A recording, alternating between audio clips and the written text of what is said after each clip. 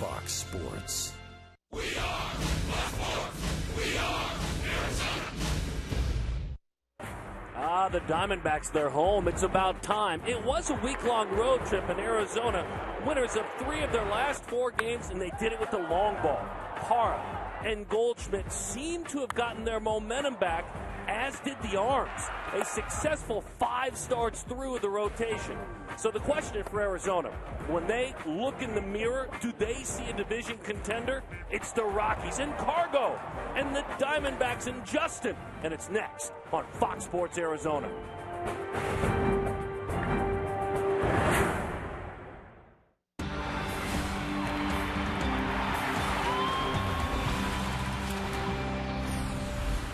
California is always a great escape, but it's so good to be back home here in the great state of Arizona, where tonight on Fox Sports Arizona, the Arizona Diamondbacks look to continue their winning ways. They won a series in San Diego, playing good baseball of late, and tonight they go toe-to-toe with the Colorado Rockies. Hi, folks, and welcome back to the ballpark. Alongside Tom Candiotti, my name is Darren Sutton. Glad to have you with us from Chase Field.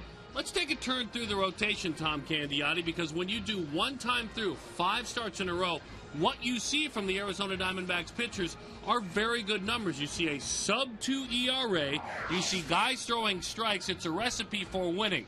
In all your time as a Major League pitcher, would you get together with fellow starters and say, we've got to lift this things ourselves? Yes, we do, and especially when the team struggles, you have to rely on the starting pitchers. These are your horses. These are the guys that are going to get you through, tough times. So you get together and you go, look, it's important for us to get out there and get 8 innings, get 9 innings, get complete games. Let this offense relax a little bit, and then let them produce. Funny thing has happened with the offense relaxing. The first baseman has started slugging. What have you seen in Paul Goldschmidt? We can show you the numbers. His last 15 games have been fabulous. He's our APS Energy All-Star. Well, one of the things that he's not doing right now that he was doing early on is missing his pitch. He is hitting his pitch. The 2-0 fastball, the 3-1 fastball, the one pitch that he might get to hit every at-bat, he's hitting right now. And he's also starting to pull the ball. Very important. Guys were pounding him inside. He had to make that adjustment. He has, and now he's getting ahead of the bat out to the ball, and he's doing some damage not only the opposite way, but also to left field. One of the members of his coaching staff made it clear, all the research you do, maybe put it on the shelf for a little while.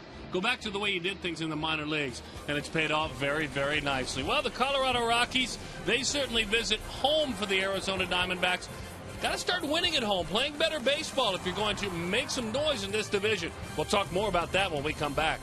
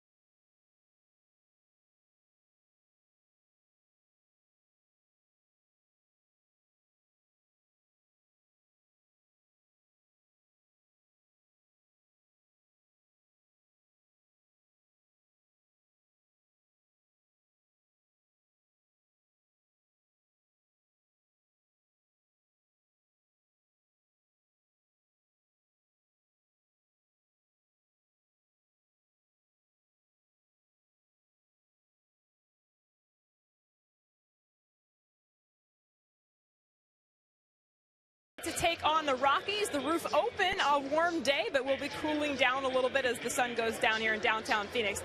Welcome back. Jody Jackson with you outside the Diamondbacks dugout. And part of this success the Diamondbacks are looking for at home, well, it has to do with the home run. Success in general has come for this club when they hit at least one home run in a game, and you see the record there, 20-12. So it's been a key for this club, and it certainly was yesterday at Petco Park. Paul Goldschmidt, we know how hot he has been in general, but he's hit 4 home runs over the last 2 weeks. He hit a solo shot yesterday. Miguel Montero and Gerardo Parra each chipped in with 2-run home runs, and so this team beginning to find their power a little bit. And I asked Don Baylor about it, and he brought up batting practice right away. He said, you know what, these guys have to learn not to get frustrated during batting practice. If the ball isn't going out, it can't dictate the way you feel about it in the game. So many situations are obviously very different. He said Eddie Murphy, he was a horrible batting practice batter, but Joe Saunders, he'll be on the mound taking on the Rockies tonight. First pitch coming up next here on Fox Sports Arizona.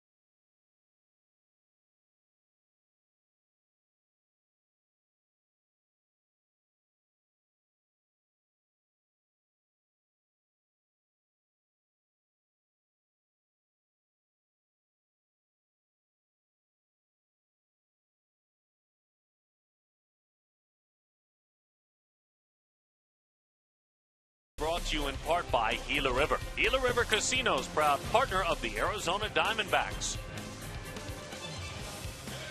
Glad to have you back here in the great state of Arizona. Jim Tracy, the skipper, the Ohio native, in the 2009 National League Manager of the Year. The other Rocky to win that honor as the skipper, Don Baylor. He's now crossed away in the other dugout. He's got a hot one at the top of the order. As a matter of fact, he's got a couple of red-hot hitters, starting with Dexter Fowler. Really rolling as a leadoff hitter. Why in the world you bat him 8? That's anybody's guess. It hasn't worked out. He's been a great leadoff hitter. Perennial number 2 hitter in Scudero. One of the hottest hitters in the game. MVP candidate now in Carlos Gonzalez. Kadir Todd, Helton future Hall of Famer. The youngsters, Jordan Pacheco, Whitton Rosario, DJ LeMahieu. We'll introduce you to him. And Christian Friedrich is on the mound. 1 for 11 with a bat in his hand. Joe Saunders making his 11th start of the year. 3-3. 3-6-1, a dependable starter this year. Yeah, he really is. You know, one of the things that Joe brings to the table when he's pitching effectively, it's the power sinker. The sinker down, work quick, and get ground balls. And very important for him early in the game not to overthrow. Sometimes he gets in trouble when he overthrows. We're underway here at Chase Field. 0-1 the count to Dexter Fowler. Fowler in the middle of an 8-game hitting streak. But it's not your average 8-game hitting streak, as that one nips the inside corner. A breaking ball there from Saunders. That's the 8-game hitting streak. 571. That's a 16 for 28. Well, he's finally figuring it out for the Rockies. It's taken him a while, but it looks like right now this guy could be on the way for not only a 2020 year, but maybe even a 30-30 year around the corner the way he's playing right now. Carney Lansford, hitting coach for these Rockies. Pitches inside. Did you ever cross paths with him? I know he was an A. He was a Red Sox. Did you ever cross paths as a teammate with him? All the time. Well, never as a teammate, but always as an opponent. All the time. He was a tough out. Boy, and talk about a competitor. Normally. And a right center fielder calling for a double in the dugout. We'll see. He's thinking about 3 all the way. Fowler on his way to third. Forget about doble, as they said down there into the crowd, Mike. That is triple and a triple for Dexter Fowler. That is 6 triples on the season. That's the kind of hitting streak he's in the middle of. And not only that, but he's playing with such a high degree of confidence. Not a bad pitch. It was down. Joe missed it over the plate, though. It wasn't on the corner. And he inside-outs this ball, lets the ball travel there, and that's how you want to attack a sinker baller. And Dexter Fowler is on fire right now. He is at third. Marco Scutaro is the man. You can see the triples leaders. He's a triple machine. Derek used to see that. Dexter Fowler, I should say, used to see that it was Stephen Drew that would chase him in that category. Drew trying to get healthy. Dude, one of the toughest things for a starting pitcher is that first inning and even into the second inning of learning how to locate the ball, trying to get rid of some of that excess energy that you're bringing out there. Upton will square it up. Fly ball to right. Scutaro. The throw to the plate. In standing up, the ball popped free from the catcher's mitt of Henry Blanco. And the Colorado Rockies strike first, and they lead it 1-0. That triple from Dexter Fowler opened it up. Fly ball to right field. Justin plays this ball just right, gets his momentum going, catches the ball. No worry about hitting the cutoff man there. Just wants to airmail it to the plate. But Fowler is so quick.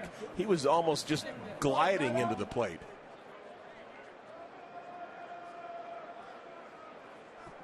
It was funny, his manager Jim Tracy saying before the game, and boy, talk about a prophetic manager, literally a half hour ago said, the great thing about Dexter, and I'm quoting him, he goes from home to third as quickly as anybody in the game. He just did it in his first at bat, and then he said what that does is set up a situation for my hitter behind him, Scutaro, to pop one up and drive him in. Jim Tracy scripted the first inning. I mean, that combination of speed and power and having a manager that's obviously seen him play enough. And he really watching that play, you know, it looked like he was going to be satisfied with a double at first. And then he just kicked it in another gear as he went into third base. Now, these Rockies aren't real satisfied right now. I mean, they're really reaching, trying to play at the next level, including this man, having an MVP caliber year. Here, taking his game into the month of June with a 4-homer and 4 consecutive at-bat streak. That was only the 22nd time in the history of the game it's been accomplished. And his manager, again, to quote his manager, Jim Tracy, said he has now moved into elite. He is in a very small group of elite baseball players. And he can be so good, even without protection in the lineup. This guy can hit, and hit with power. High pop up right field. Upton going back to the wall. He's got just enough room. Oh, baby. Defensively for the Diamondbacks. Kubel, C.Y. Upton, Roberts, Bloomquist, Hill, Paul Goldschmidt on the infield. Henry Blanco. It's an off day for Miguel Montero behind the plate. And you don't miss a beat. You may offensively, but Henry really still in his 40s handles the game very well. I think one of the beautiful things about Henry Blanco is, and all really your backup catchers, is that they take that one start they get and they're like a football player. This is their start, so they are over prepared for a game. They're ready to call a great game. His goal right now, going into this game, was to go out there and call a win. And if it's a shutout, if it's you give up one run, that's what he's looking for. He doesn't care about his at bats. He wants to work for that pitcher.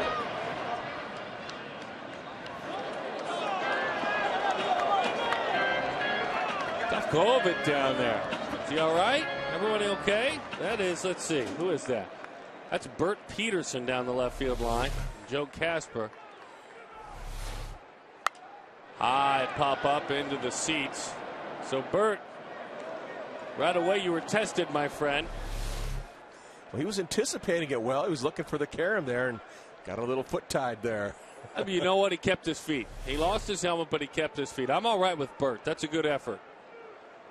1-2 the count on Michael Kadire as that one runs in.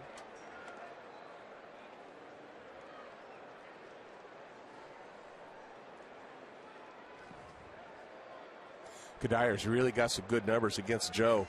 4 for 6 in his career against him. He's handled them well. So obviously Saunders knows that, Candy.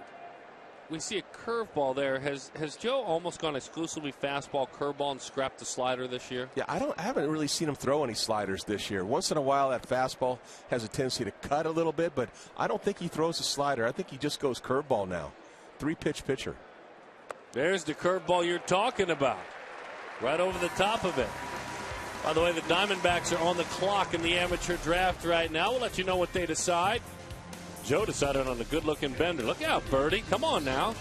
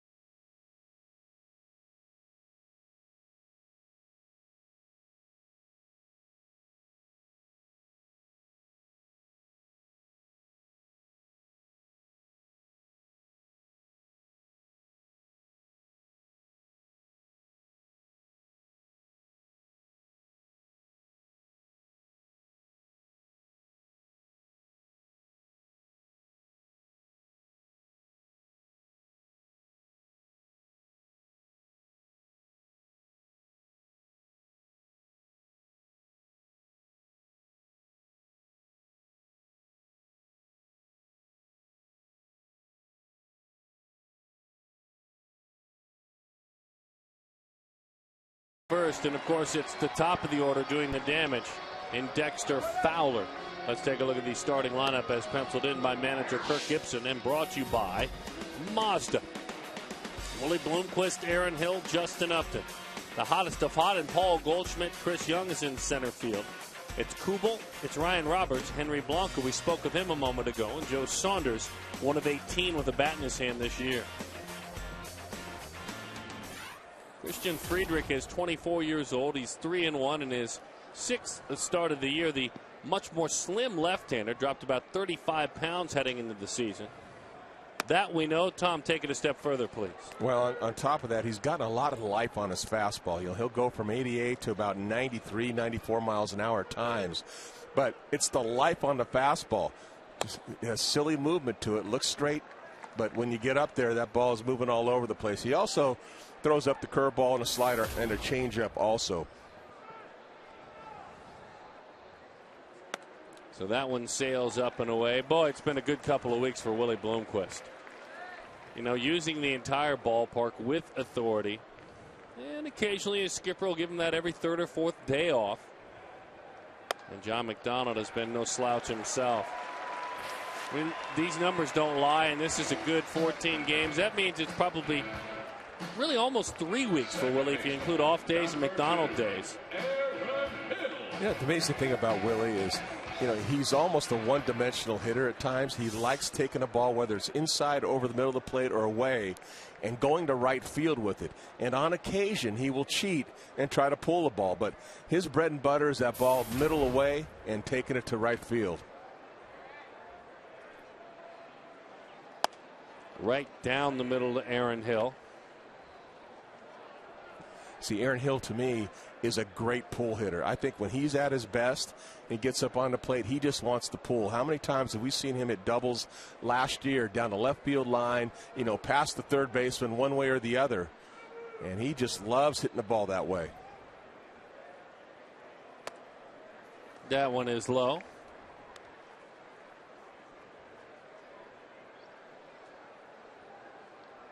Amazing stat there with Friedrich also is left-handers are hitting .467 against him. How does that happen? Both home runs he's given up this year have been to lefties. And there's 30 at-bats against him. They got 14 hits against him. Now, I found that stunning, too, in the research, Candy. I'm glad you mentioned that. That one belted. Fowler. Sliding catch and a gutsy play for Fowler, because if that ball gets by him, Katie bar the door. Hill and Bloomquist both score. That ball was tattooed. He couldn't have hit that ball any harder than he did. In fact, I thought this might have a little knuckle to it. He caught that ball as it was going by him out there.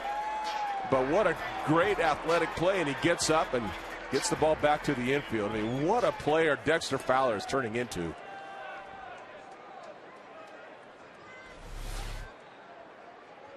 Dynamic.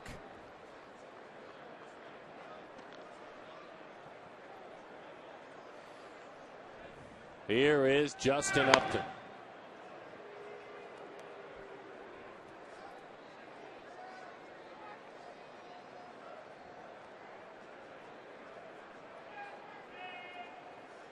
Little hole in the right side of the infield for Justin. He's been trying to go up the middle the other way quite often, but we'd like to see him get a little bit more pop. 1-0 the count to Justin. Upton on this recent road trip was 4 of 20 with just 1 walk. Pair of doubles and an RBI.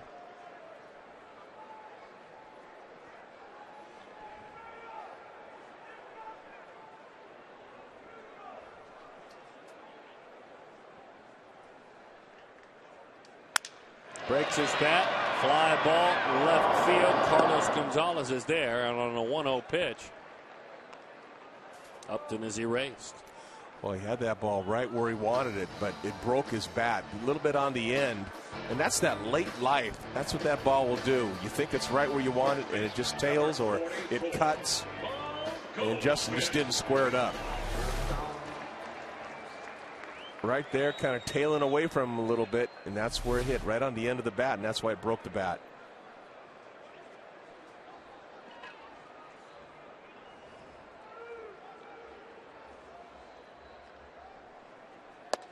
Pitches down and away. The Diamondbacks here moments ago with the 26th overall pick selected a young catcher out of Louisiana, Striker Trahan. Young man, selected him out of high school.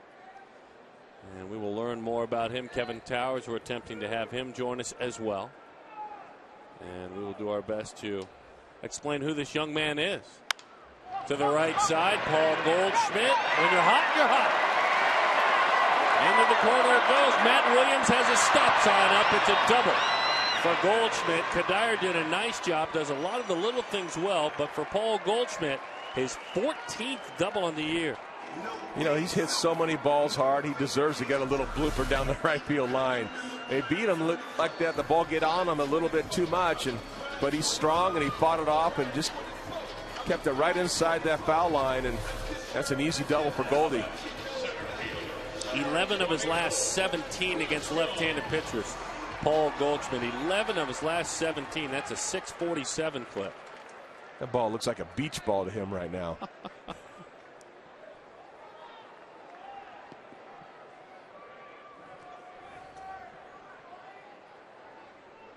And now Chris Young.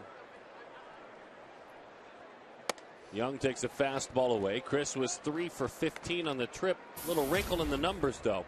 5 walks. So for Young, if you've watched him throughout his career, we've been lucky enough to do just that. You realize that here he comes with the walks. Yeah, they really added up for him last year. That means you're starting to see the ball a little bit longer. And it hasn't been easy for CY. Boy, you're locked into a groove like he was locked into, and then it's almost taken away from him. He's out missing a long period of time. Now he's trying to find it again, but it'll come for him.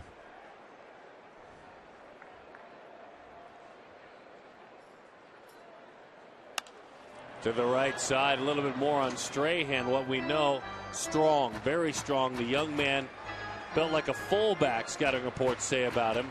Was headed to Ole Miss, still may be headed to Ole Miss. Obviously, the Diamondbacks have to work out a contract with striker Trahan. Left-handed hitter, left-handed power. And a selective hitter who will take his walks when he can. So we'll know more about him here in a bit. Diamondbacks picked him. We'll see if he's a Diamondback. And what is it? It's a lot quicker now. It's just a couple of weeks. It's not used to be till the next year. Used to be till class started. I want to say it's sometime in July. You got to have it figured out. It's like a 2-week span. And that's only fair to the club. Sure.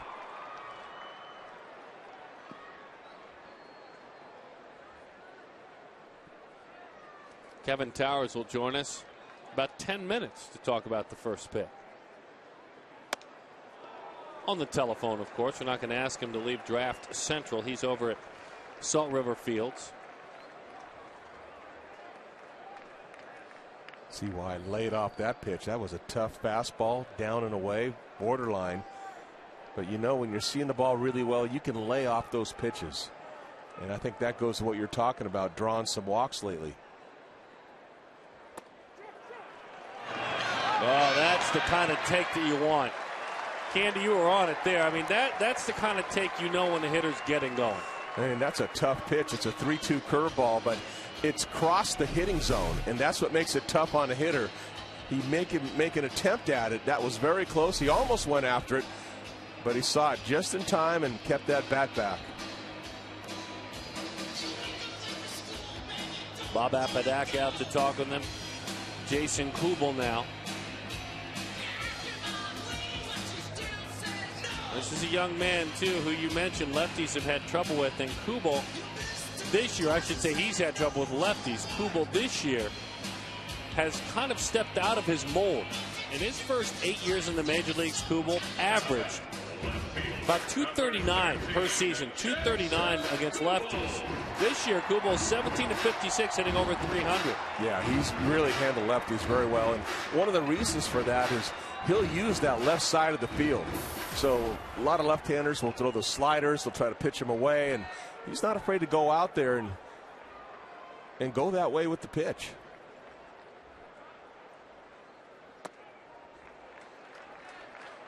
Well, you can really tell right now Friedrichs is really struggling with himself. Very hard to pitch successfully when you're pitching from behind in the count.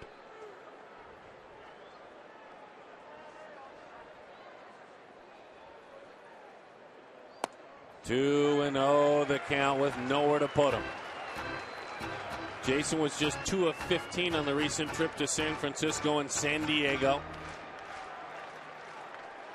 There's something about hanging in there against left-handers, like taking your walks, which tells you that good things could be coming right now. 2-1.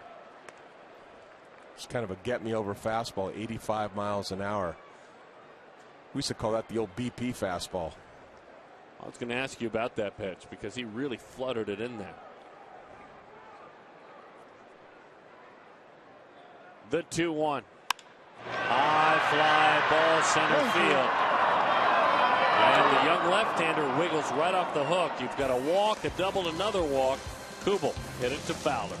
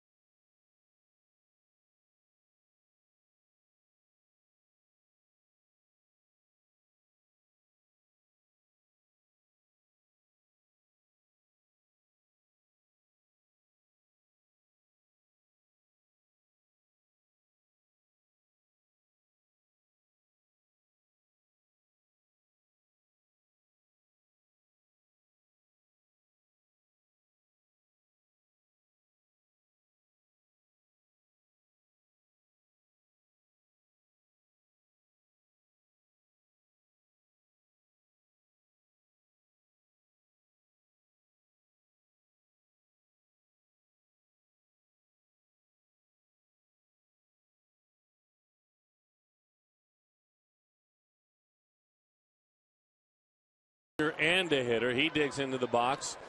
Darren Sutton, Tom Candiotti joining you back at the ballpark as we are joined by Executive Vice President and General Manager Kevin Towers. And KT, give us everything you can. You've done the research. You guys had the pick at 26. Why did you select Striker Trahan, who is the young catcher?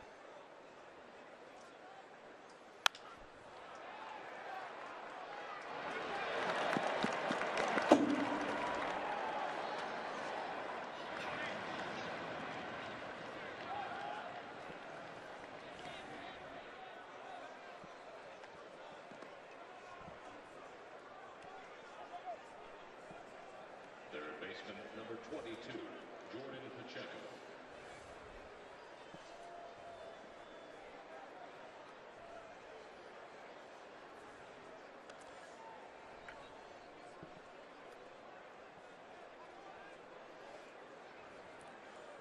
KT, did you go into this draft looking to get a catcher, or was it one of the best athlete available? How did you guys approach it?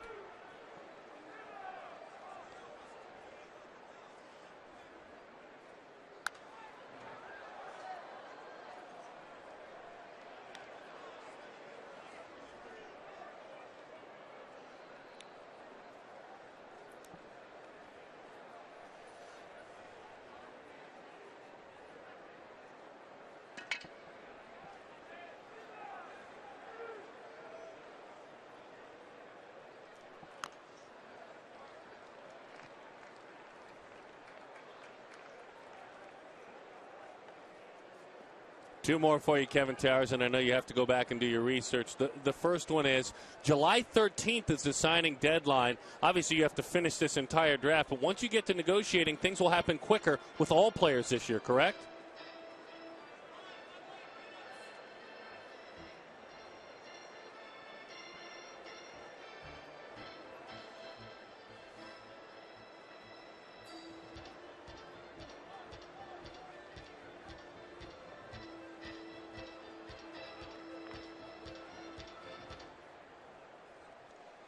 And the final one for you is a lot of your professional scouts have been out scouring the minor leagues, scouring the major leagues. You've been rumored and tied with, names like Boston's Kevin Youkilis. How aggressive are your professional scouts right now looking for additional talent as this club hopes to make a run through June?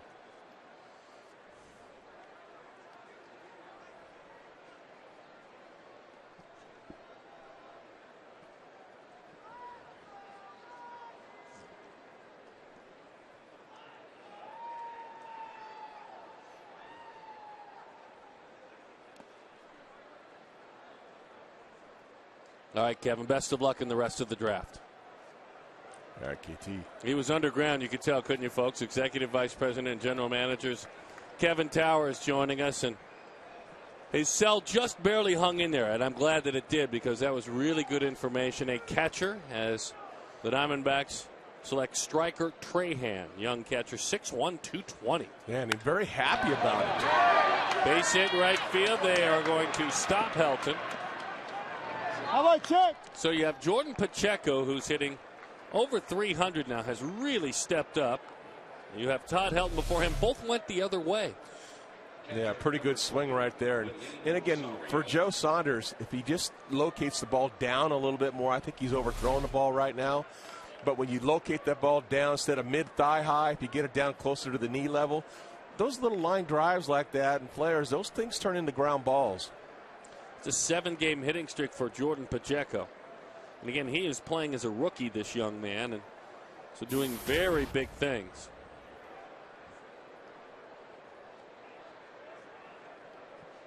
And here is Willen Rosario. Chopper out to third, charging is Roberts. Safe, and an RBI on an infield hit for Rosario. Tough luck there for Joe Saunders because he made a pitch, Rosario topped it, and in the end, it drove in a run. Those are the frustrating hits for a pitcher. You make a really good pitch. He gets this ball down, good sink to it, and he just chops it, the old swinging bunt. He's running hard out of there. And Roberts came in. He's playing very deep third base. He comes charging in and makes a nice play, gets it over there. Goldie stretches out for it, but he just barely beats it. DJ LeMahieu began his career as a Cub. He came over in the deal that had Tyler Colvin coming over as well. He takes strike one. Now you get into a situation here where you get into some game management mode right now. You got a couple guys on base. You don't have anybody out. You want to make sure you stay away from a big, solid, crooked number. Give them a run, another run here, but that's it. Don't go up and give 3 runs or 4 runs. And one thing that Joe is very good at getting, and that is the ground ball double play. He is excellent. This year he's gotten 3 of them, but last year 28 ground ball double plays. Yeah, since 2009 he leads all big league pitchers in just that. Yeah, I mean that's a pitcher's best friend, and obviously he's been his best friend. Tries to get a strikeout, but he misses inside. 1-2 the count. Plus, when you start getting down to the bottom of the order, your mindset as a pitcher is, I can get out of this right now. I get a strikeout here, or I get a double play. I get whatever the result that I get here. I have the pitcher coming up next. The guy that you're just a little bit, you got a circle around right now is Dexter Fowler. Yeah, good point with regard to Fowler, because you want there to be 2 outs when you face Fowler. Yeah, you're thinking ahead right now as a pitcher. The 30-year-old left-hander deals a 2-2 pitch to the right side. Upton coming, still charging. They'll play on a hop. So you've got a swinging bunt for an RBI, then a Texas leaguer off the bat of DJ LeMahieu. This is just pitching in terrible luck right now. He makes a really good pitch. The location of this pitch down about just above the shoe tops, and he hits it in a spot where nobody can get it. Goldie can't get it, Upton can't get it, Hill can't get it. That Bermuda Triangle, and that's just very unfortunate for a pitcher.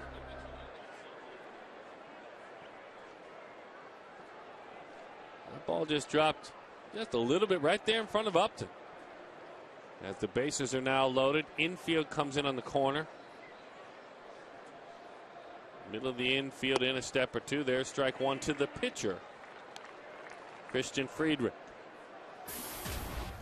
1 for 11 this year. The one thing you have to be a little cognizant of is the squeeze, and that's why it's always good to get that first pitch strike.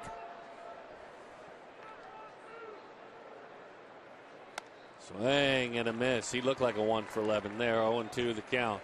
Yeah, hitters tell you what you should throw sometimes, and when you see a swing like that, come right back with the hearts. Don't do them a favor by giving them something soft right now, unless you throw a curveball down in the dirt. Outside, 1-2 the count. As a matter of fact, the one hit he has is the only hit he has as a pro. 1 for 11 in the major leagues. He was 0 for 32 with 23 strikeouts as a minor league hitter.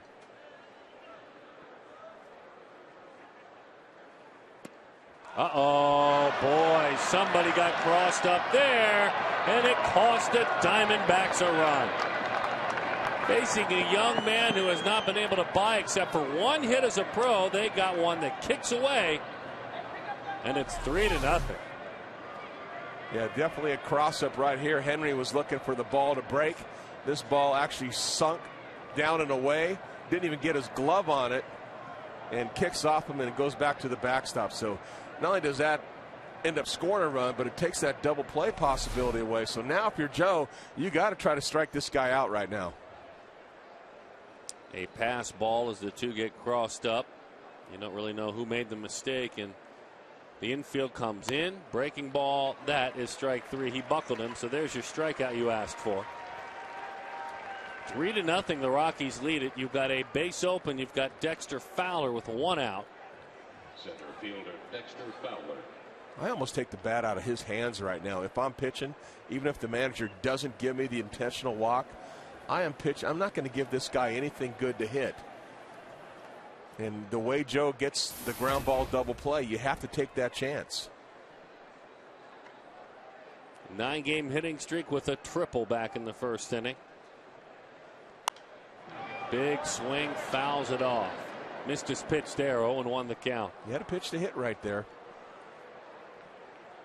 Joe brought that fastball up there at 91. And that's the kind of season it's been against Arizona. Now he's doing it to everyone else. I mean, right now, Joe could very easily be out of this inning. You got a swinging bunt and a little blooper to right field. Those should be outs. Curve ball in on the hands. Here comes a throw to the plate with the tag. He is out at the plate. And there's a break for the Diamondbacks. They do not walk Dexter Fowler. They do, well, they attacked him. And a great pitch got in on his hands. And an easy ground ball to Aaron Hill comes in, makes a nice throw to Blanco. Blocks the plate, easy tag. It'd be great if Joe can get out of this jam.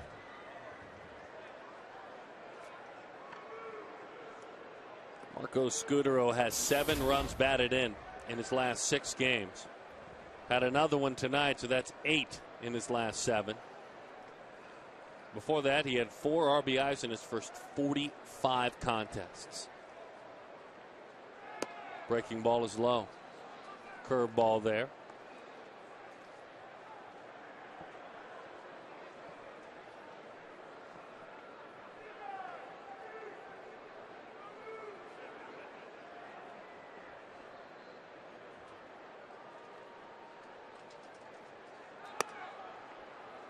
Rush to fastball up there, 2-0 the count. You know, it's really important, you know, if you jump into Joe's shoes right now, is that not to let this inning affect you, not to let the previous at bat or the cross up, any of these things for a young pitcher that could be devastating.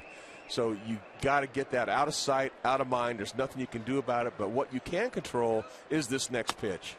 And it's a good one. Over the inside corner. There's the fastball. You described it as a cutter at times. That was it.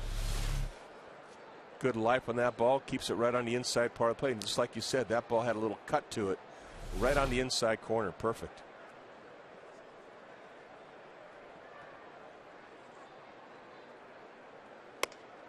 That one dived down and away. A sinking fastball. 3-1 the count. Scudero, very interesting the way he starts when he gets ready for the pitch. His hands are really extended out over the plate.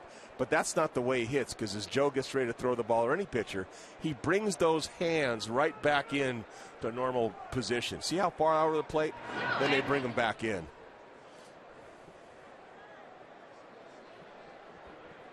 Five hits for the Rockies. They already lead it 3-0.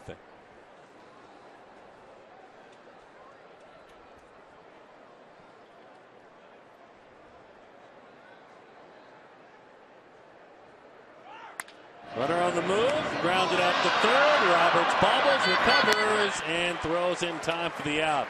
Ryan's had a really tough year defensively, but that time he was able to recover. Big inning again for the Rockies, though, with some bloopers.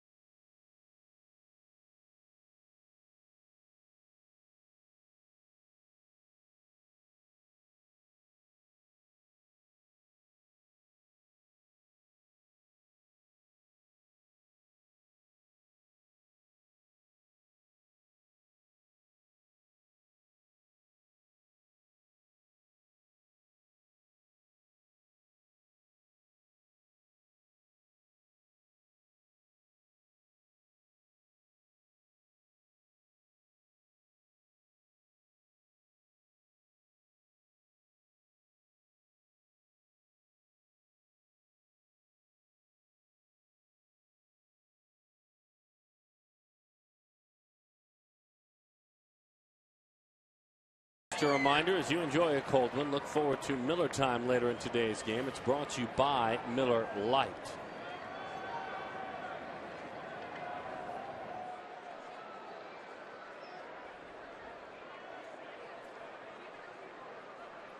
Well, when you're down by 3, you got to fight back. And it starts with base runners.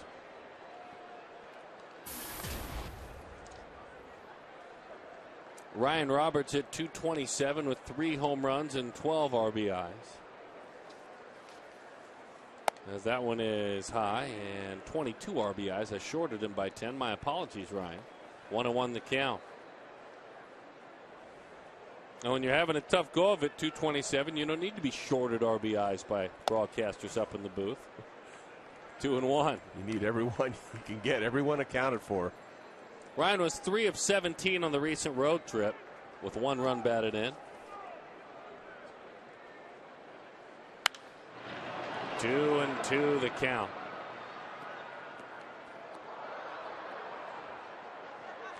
Well, you talk to a lot of hitting coaches, and you always wonder, why aren't the guys hitting? Why, why this, why that? And almost the one common answer that I get a lot, and I even got some from Don Baylor today, was they're missing their pitch.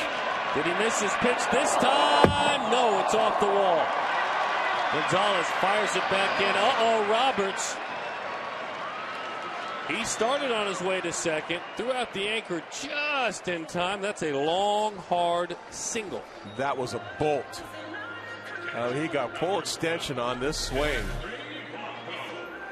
Pretty swing, and he's watching the ball, but he nails this ball, hoping this ball gets over the wall. Running hard down there, sees that it's not, and now he's got to get going, but that ball goes right back to Carlos Gonzalez, who's got a can for an arm, and he retreats back to first base. Henry Blanco takes the pitch. 0-1 the count on Henry. But to get back to what some of these hitting coaches say, and this is one of the reasons why Goldschmidt has been swinging the bat so well as of late, is the one pitch that he's been missing, he's hitting now. He's seeing the ball and he's hitting it. He's squaring it up. I think also too it's a byproduct of having so much information. Charts and graphs and video, and this pitcher scratches his left earlobe on a 3-1 count, so I'm going to look for that. I think what you're talking about is simple. I'm going to go in, and until I get to 2 strikes, I'm looking for a certain pitch, and I'm going to kill it when I get it. Yeah, and don't miss it. And that's the one thing. And you'll see a lot of guys, he just missed that pitch. And that's what you don't want to say. Henry Blanco pops that one up, and that one is put away. Hey, don't forget, every time a Diamondback knocks one out of here, Fulton Homes donates $150 to the Central Arizona Mountain Rescue Association. And that's a good thing. Bazooka Joe is 1 of 18 this year when Kirk Gibson puts him in the lineup. He's going to walk. He's got 4 strikeouts, so he puts in play.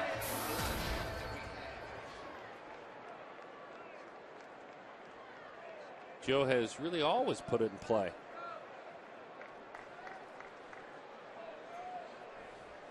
Way in at third is Pacheco. Is this a bunt situation? He pulls it back. Now it's forward. And he skips a fastball in there. 1-0 the count.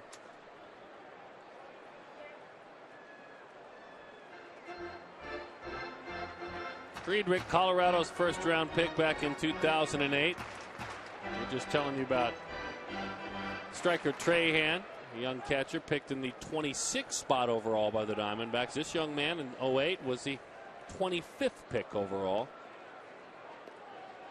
And here he is in the majors. He was out of Eastern Kentucky University.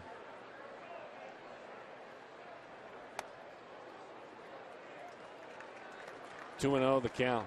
Striker. It's a good name. Oh, it's a great name. Well, Striker's got to make up his mind pretty quickly, and obviously the Diamondbacks have done their due diligence with regard to the scouting department, so we may see him here soon.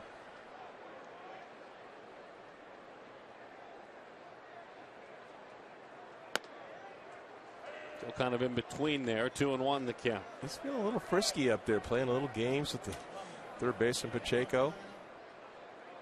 Drawing him in, maybe try to slash it by him.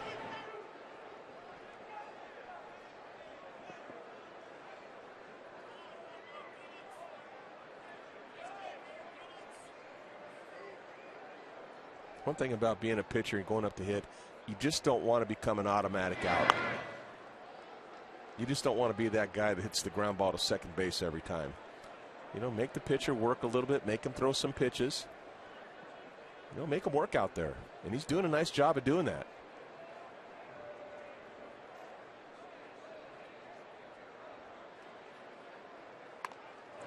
Protecting himself, drops down a nice one.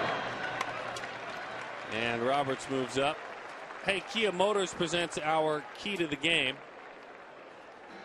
In this 3-0 Rockies lead, this is a Rockies team that has won 8 of their last 11. 20 million followers. 20 million. I'll get right to the point. That is Justin Bieber and his Twitter account. 20 million followers. And the Rockies have a word now they're embracing. It's swag. Little attitude, little way we're doing our business. That was in the clubhouse before the game today. That's a Justin Bieber cutout. Got Rockies under his eyes. Got the Rockies eye black with the word swag. So, look, whatever you make of it, it's working for the Colorado Rockies. They're talking themselves into a bit of an attitude and a swagger, if you will. No surprise, Troy Tulowitzki kind of behind that attitude. He's on the disabled list right now. So in place of Tulowitzki, they brought the man with 20 million followers, Justin Bieber. You know, it's funny how a lot of times that kind of stuff can bring a team together.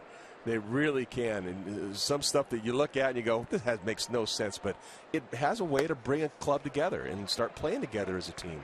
So obviously for the Diamondbacks, it's to make sure that swagger picks up for the Rockies when they leave town again. You know, we're explaining what they're doing and showing you visually what they're doing. But the key for Arizona is to have them miss a step or two in that swagger.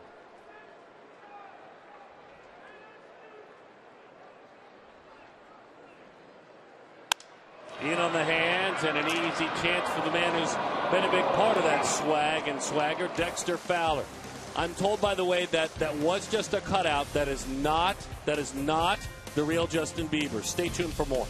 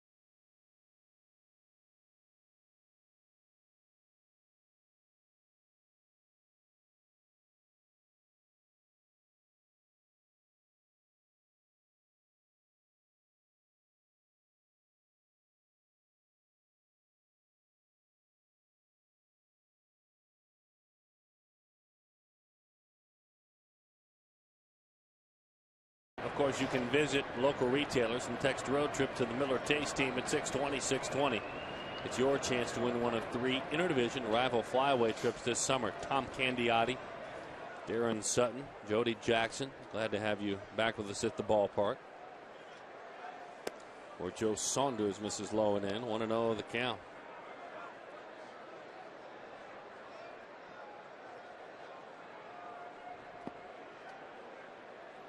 Well, Joe's done with the first 2 innings. Gave up a couple hard hit balls, but a couple little bleeders also. So this is the time you know you're under control right now. You're being able to locate your pitches. You know, down. You have a feel for the game right now. You've gotten into the game. 2-1 the count to Carlos Gonzalez. Nissan text poll, the biggest thorn in the Arizona side. Is it Cargo, Pablo Sandoval, Andre Ethier, Carlos Beltran? 36929, A, B, C, or D. 36929. Gonzalez says, vote for me. Vote for me. You know, you look at the career numbers for these guys against the Diamondbacks, and you can see why they're all viable candidates. And, of course, for our folks at Deadspin, E, the New York Mets, is our last choice. And Carlos Beltran used to be a Met. 41 RBIs by the Kung Fu Panda.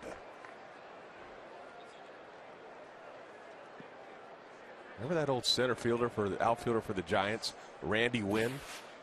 Surprised he didn't make that. Yeah, boy, he used to torch Arizona, didn't he? He really did. Obviously not the power numbers that those guys put up, but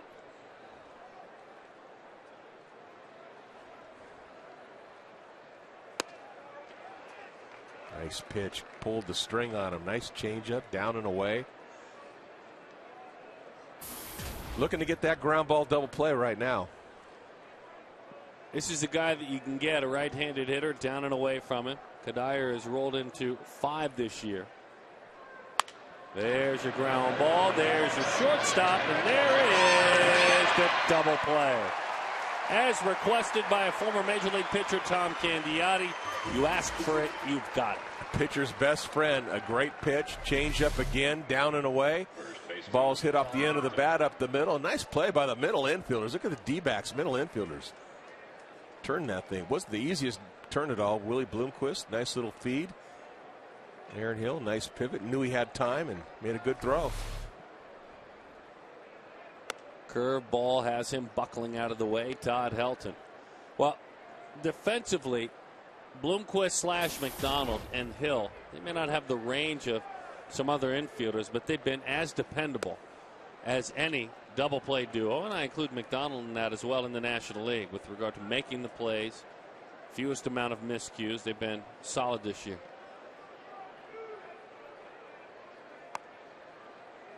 Two and one to Helton. And it always helps, too. They get more into the flow of the game when you have guys that are throwing strikes, particularly ground ball pitchers. Cahill gets a lot of ground balls. Of course, Joe Saunders gets a lot of ground balls. And Hudson, when healthy, he gets, his share of ground balls also.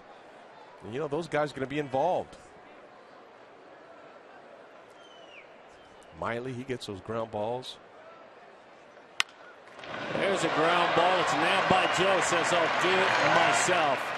From one left-hander against another, we'll talk to a third left-hander here in just a bit. I think you've heard of this guy.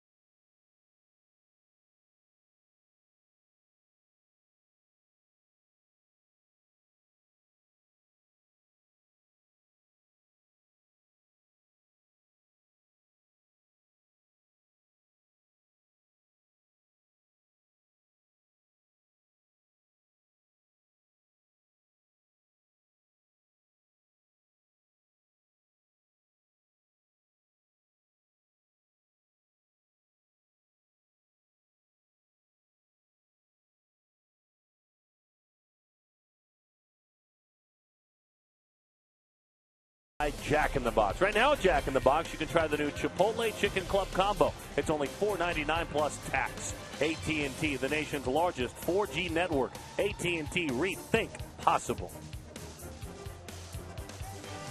Aaron Hill to lead things off, and we welcome you back to the beautiful state of Arizona. Hill, Upton, Goldschmidt. 0-1 the count to Aaron Hill. Of course, Hill really blistered one his first at bat. Oh. Great catch by Dexter Fowler out in center field. I don't know if Aaron can hit a ball any harder than that. 2 of 20 on the road trip for Hill. Just inside and off the plate. 1-1 the count. He's a young man, too. The one thing we're learning about Friedrich in talking with his coaching staff and looking at his numbers, he doesn't walk many. I mean, he's a strike thrower. He's had one game where he walked 4 guys. In all the other games, it's just been like 1 walk. To the right side, leaving his feet. We're talking about bad luck for Aaron Hill. I mean, you were mentioning Joe Saunders' bad luck. Aaron Hill can go talk to him. Okay, he's been robbed twice. He could be sitting 2 for 2 right now, and the game, this complexion of the game has changed. He hits another ball hard and another diving play. Well, talk about bad luck. And as he walks, as he goes through first base, watch his head. He just looks it back like, oh, you got to be kidding me.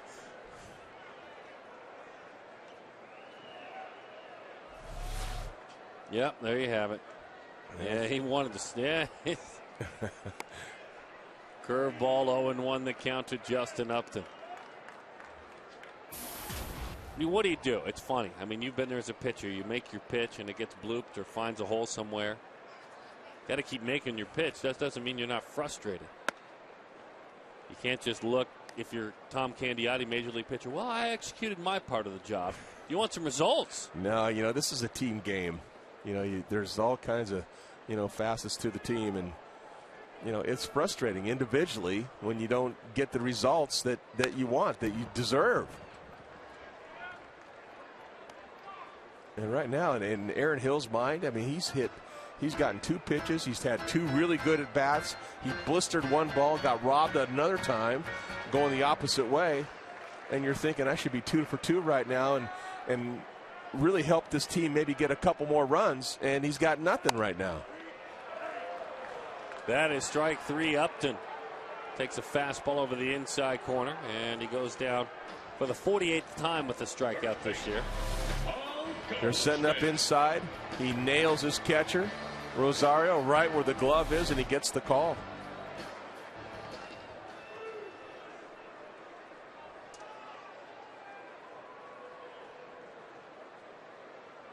Paul Goldschmidt now with 2 outs. Change up, throws him. Good pitch. You know, it's funny with Goldie. You know, he starts the season out trying to hit everything to right field, and pitchers were just eating him up inside time and time again.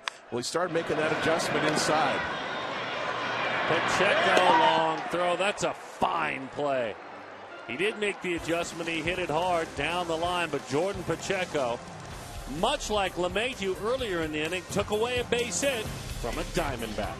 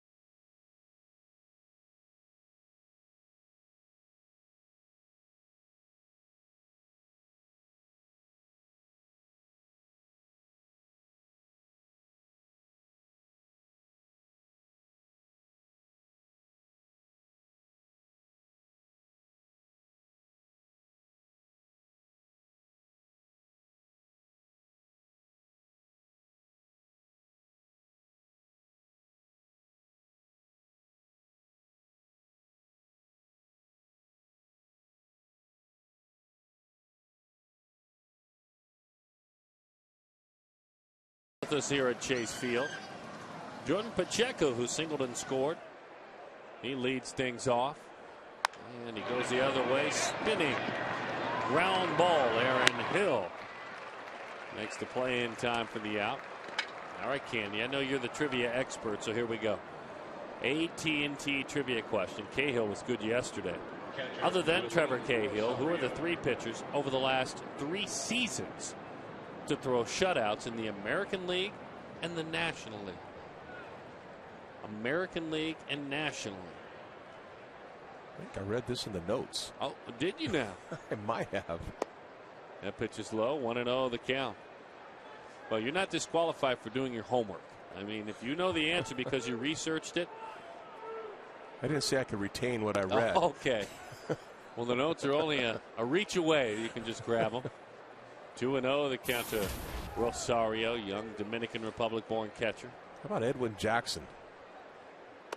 Inside. See, I told you I read those somewhere. So shutout. Memory's starting to come back a little bit. Shutout was a no-hitter, right? And then one in the American League with the Sox. Remember that no-hitter? 8 walks or 9 walks? That one is belted deep right field. Rosario into the pool. We were just looking out there a moment ago. He hits it out there. And the Rockies lead it by a score of 4-0. And for Rosario, that is 9 home runs on the year. Strong young man. Put together a pretty good swing on a ball that was out over the plate. He didn't try to pull it. He went with that ball, and boy, he crushed that ball a long ways. The location of this pitch, down, not high. Pretty good swing. Joe normally doesn't give up too many home runs either. Coming into this game, 7 home runs, but they've all been hit from right-handed hitters, none from the lefties.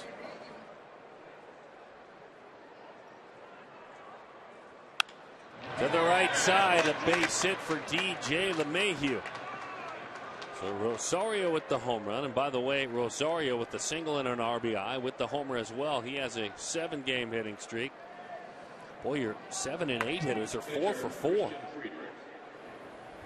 Yeah, that's a tough right there. When you look down in the National League especially, you're 7, 8, 9 as a pitcher. When you try to dissect that lineup, you go, these are your outs. This is where you can cruise, but not against this lineup tonight. Blanco says, I will take it, and he does. Runner in scoring position with 2 outs. You know, for Saunders this year, much like it started last year, it's been a tough go at home. Yeah, hasn't really thrown the ball that well at home or in May. At home, he's 2-3 with a 5.97 ERA.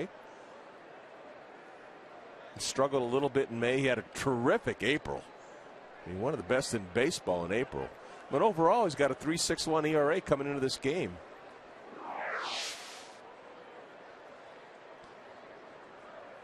Dexter Fowler triple. Also reached on a fielder's choice. He takes a good-looking breaking ball. Again, you see a hitter take a pitch like that and stay on balance, you know he's in the right place. Boy, hitting is all timing, and you start seeing the ball, you could time the pitch, you could time the break. You recognize the spin of the ball a little bit earlier. All these things kind of add up and kind of put you in the groove. Hitters count. A good sinker can fix it things right now. It's the time when a pitcher will find a hitter overly aggressive. Except for that's up and away. CenturyLink, high-speed internet, high-speed pitch. Friedrich 93, Joe 90.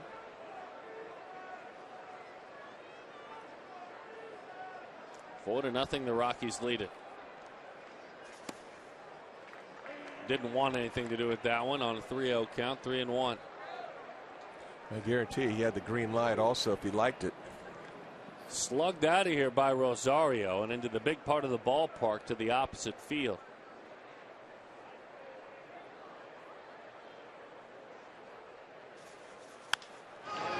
Out front, popped it up.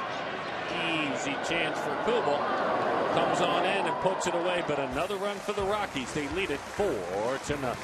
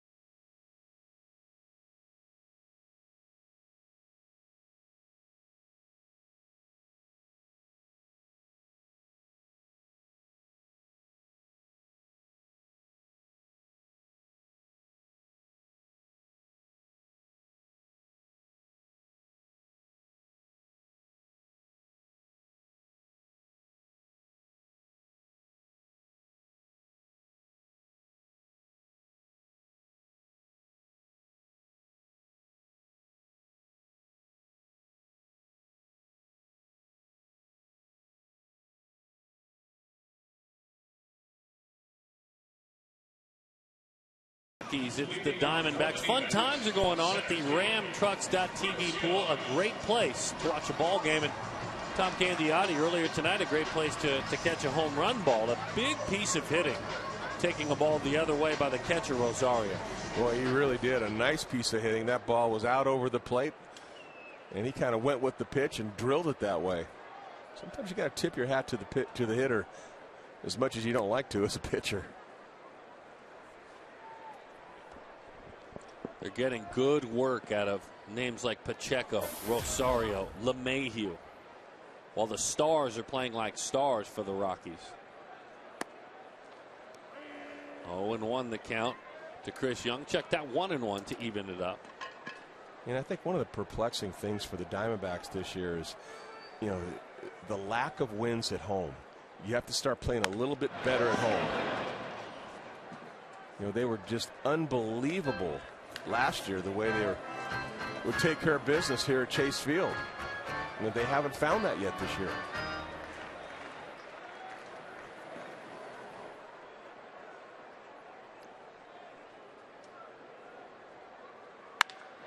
Bouncing the ball to short. Hey, by the way, don't forget, anytime Arizona scores 6 runs or more, Taco Bell gives away 3 free tacos with a large drink purchase. We saw Stephen Drew in the dugout in that shot a moment ago. Drew is heading down to play in AAA Reno as long as everything goes okay over the next couple of days. Drew will be heading down and going to work on Thursday. He'll actually go to Tucson. They have a 3-game series. Reno heads to Tucson, and you can go for as long as 20 days. And hopefully by the time that is all said and done, or before that, Stephen Drew will be playing in the Major League game as a shortstop. Candy Kirk Gibson, as Kubel takes low, 2-0, made a good point before the game. He said the difference in what Drew's about to do to rehab that ankle and what he did in extended spring is it's a controlled environment in extended spring. You can lead off every inning. You can run easy if you'd like, if you're feeling a little tender. When you're playing for a team in a game, you're supposed to be their starting shortstop and help Reno win. And particularly when you're a major league player and you're coming down for a rehab, everybody's eyes are on you. Your opponents are on you, and they're all trying to measure up against you. Pitchers are going to work him a little bit harder because he's been in the big leagues. Oh, they want to beat him. Oh, yes. So it's, in some ways, it's a little bit more difficult. That one, Kubel shoots it to left. Going back is Carlos Gonzalez, and he is there to make the play for the out. And let's be honest, if you're playing in a camp game somewhere, I'm sure manager A of rookie ball team A in extended spring says, hey, by the way, we're playing against Stephen Drew today. Don't be roll tackling his ankle. Don't be trying to break it up. They won't say that in a AAA game. Oh, no. No, you're playing for real there. Those guys on the mound, those outings are important for them to try to get to the big leagues.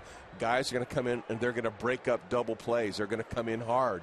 You know, they're battling for a championship in AAA, so you know they're going to play very hard against them. And I think it'll be a good test for them.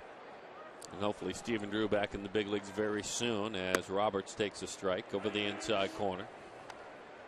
Takashi Saito will also pitch for Reno tomorrow. That's right. If you didn't know this, Takashi Saito plays for the Diamondbacks.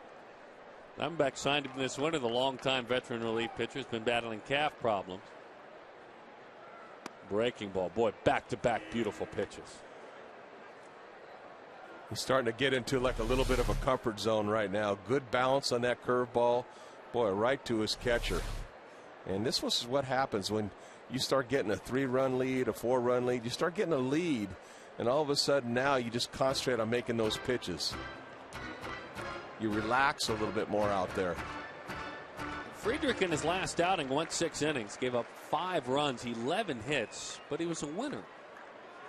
He must have been a good Samaritan the day before. 13-5. Oh, that run support. Roberts, foul ball. Boy, Ryan just missed himself. A shot down the line. I was going to say another double, but the other one hit the wall, but he hit it so hard he was held to a single. But he just missed that one. Just hooked it a little bit too much.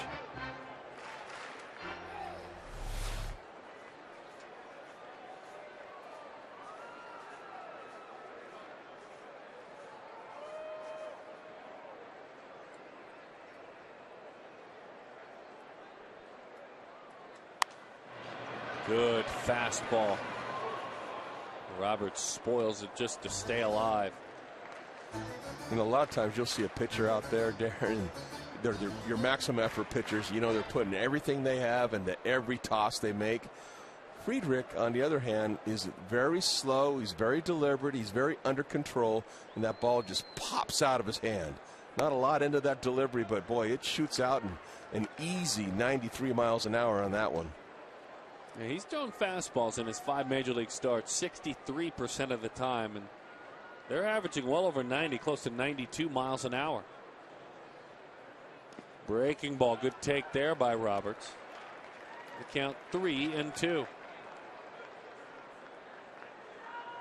Now, this is the second time through the order. This is when he's had his biggest problems. The second and third, actually. So far, he's handled Arizona.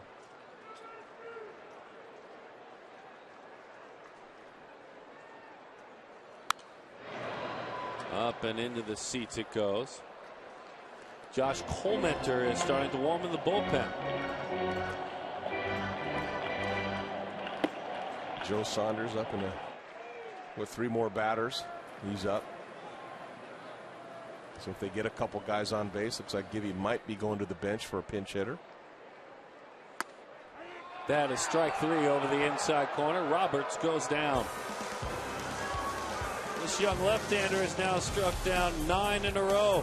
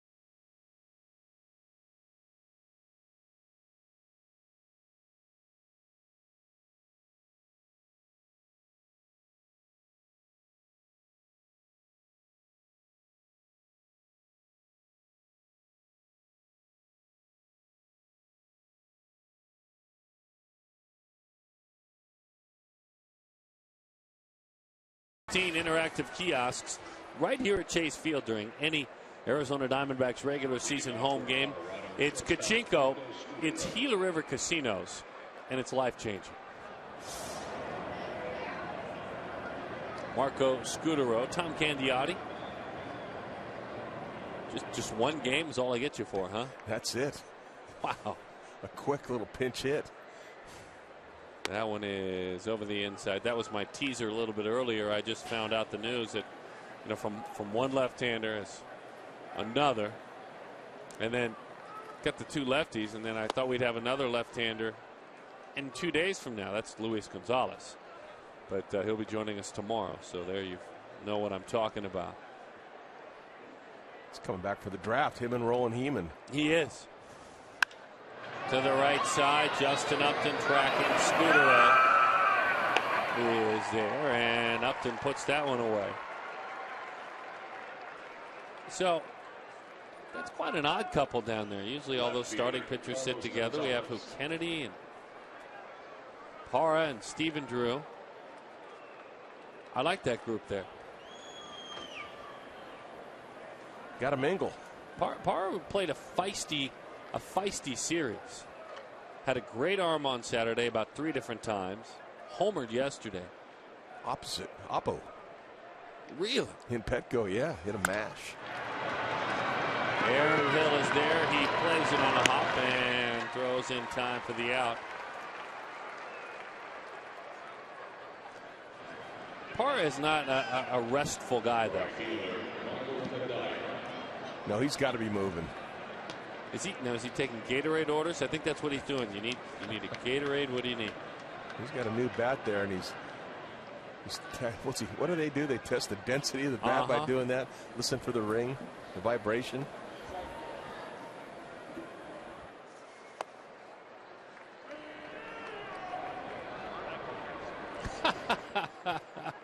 Yeah, he had a gal yesterday, for good luck, rub his bat, and an older gal.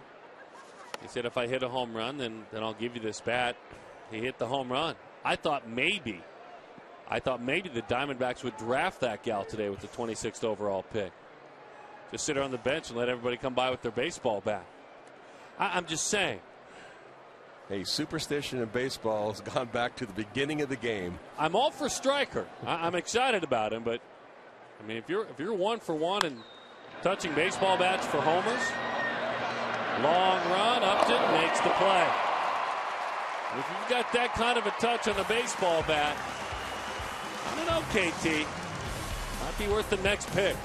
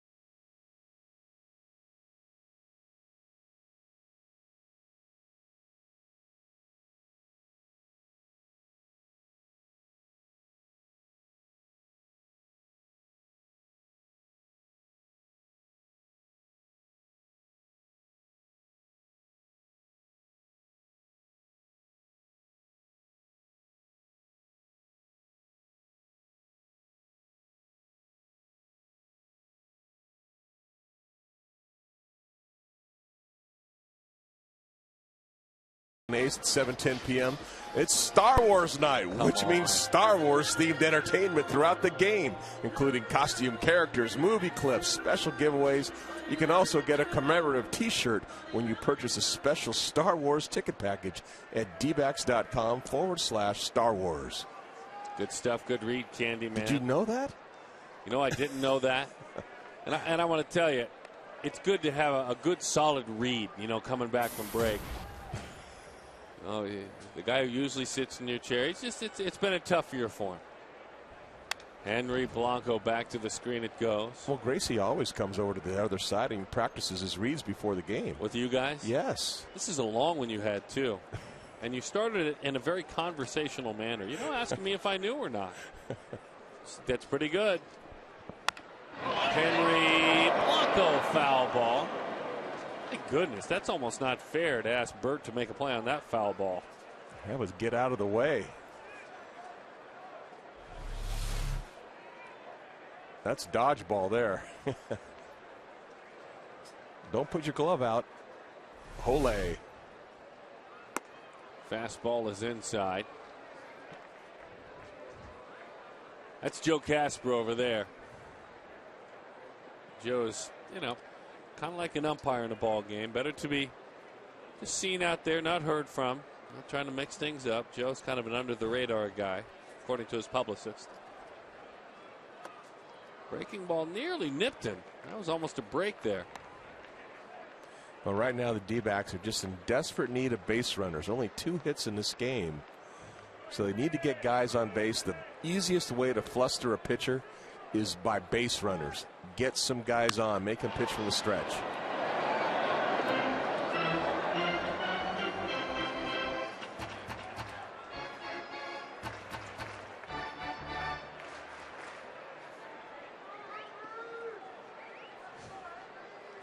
Three and 2 the count.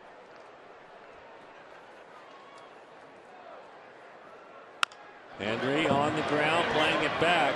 Pacheco with a long throw. So a veteran catcher is erased. We were telling you earlier about striker Trahan, young man out of high school in Louisiana. There's some of the B-roll and video. Plus arm, big power, left-handed hitter. And certainly excited to see this young man begin his career. I want to see where that ball landed. I'm sure there's a window that will tell you a story about it. All of these notes: good athlete, plus arm, durable power bat. Usually that's tied to most every first-round pick, but this one is a catcher, and that's where I think there's a difference. Big kid too, very big.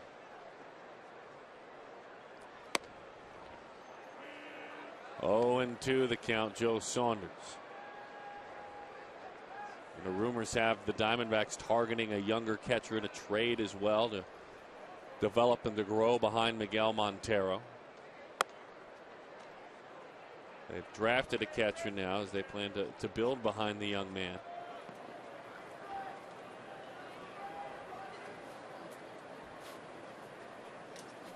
The second catcher picked was the young man, Striker, as that one has popped up. Mike Zunino, a catcher out of Florida, the University of Florida. Junior was selected 3rd overall. Carlos Correa, young man, the first pick of the Houston Astros, an infielder. I've had a chance to see him play. So 2 catchers in the first round? 2 catchers make it 3 catchers in the first round. Clint Coulter, a high school ball player out of Washington. Joe, come on, Bazooka Joe. Look at you. Hurry there, Joe, if you're going for 2. Over here in the broadcast booth, we call him Bazooka Joe when he comes up with a hit. Early on, his last at bat, when he put down the sacrifice bunt, he was playing a little cat and mouse game with Pacheco over third base, and he takes this ball. It was a ball away, and just kind of one-hands it. And, you know, he's given up 3 or 4 or 5 hits like that. Why not get one? So he does.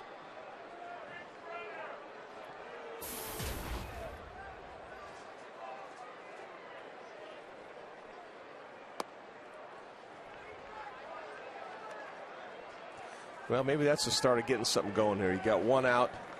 You get the pitcher on board. That's usually trouble. Turn the lineup over to the top of the order right now, and I try to piece some things together here. Got to get that scoreboard. Bouncing ball out to third. There's 1 and the first. That is a double play. Just can't weave things together offensively, these Diamondbacks. They trail it by a score of 4-0. Come on, boys, piece something together. You piece that together in there.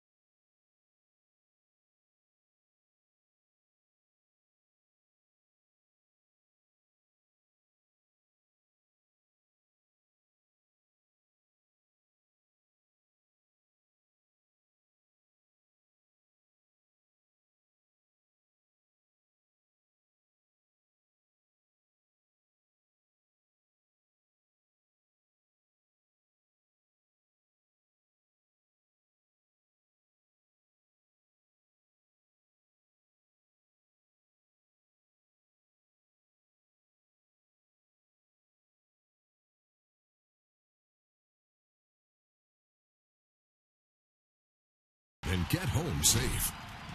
With great beer comes great responsibility.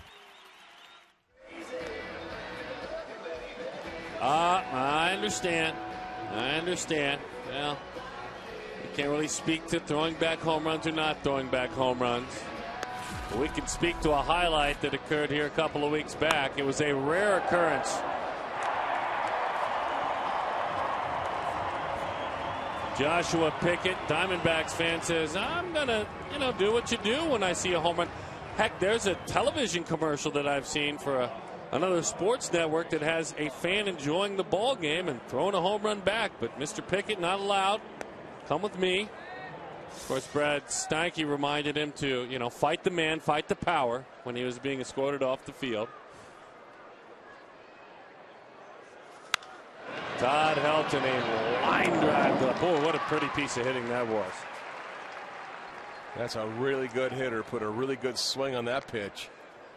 Helton loves going the opposite way, and he's been very good at it. He's a doubles machine and takes the ball out over the plate and just drills it. Look at this ball. That's almost on the outside corner, and he hits the ball that hard that way. The double that he hit earlier in the ball game, the career double number 564. 564 doubles. As that one is strike one. Helton's an interesting discussion. By the way, no active player has more doubles than Todd Helton. That breaking ball is dumped in there. People want to discuss the home field advantage that he had and the offense that went along with it as you see this curveball. I'm just not going to punish Todd Helton. For me, if I had a vote when it came to the Hall of Fame, because of the team that drafted him. Well, you look at the kind of swing he is, the kind of hitter he is, and that guy can hit in any ballpark. I guarantee it. And he was a better hitter at home. The numbers were dramatic. And every hitter's going to be better at home. And most are going to be better at course if that's their home ballpark. To the right side. That's down. Jordan Pacheco, a pretty piece of hitting.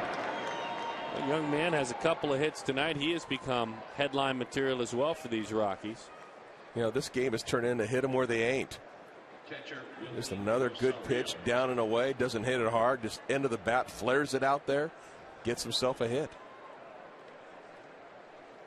And we're talking about Helton in those 564 doubles. Up next is the recently retired Pudge Rodriguez.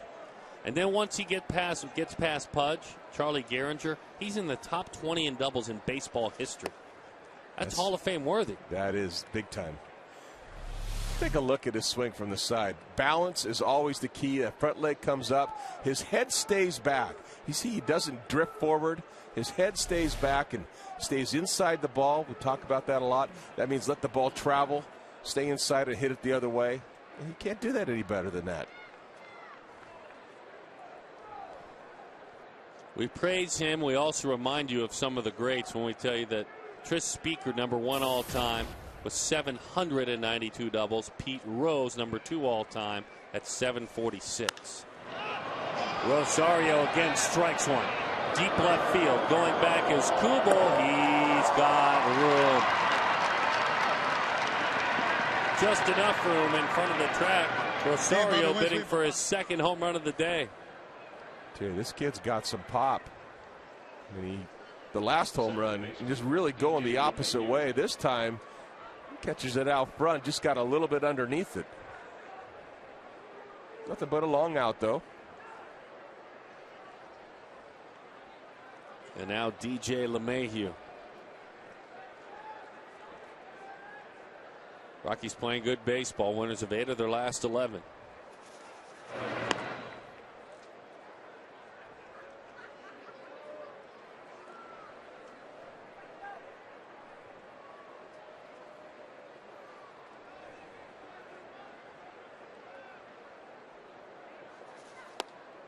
LeMahieu takes a pitch that is low.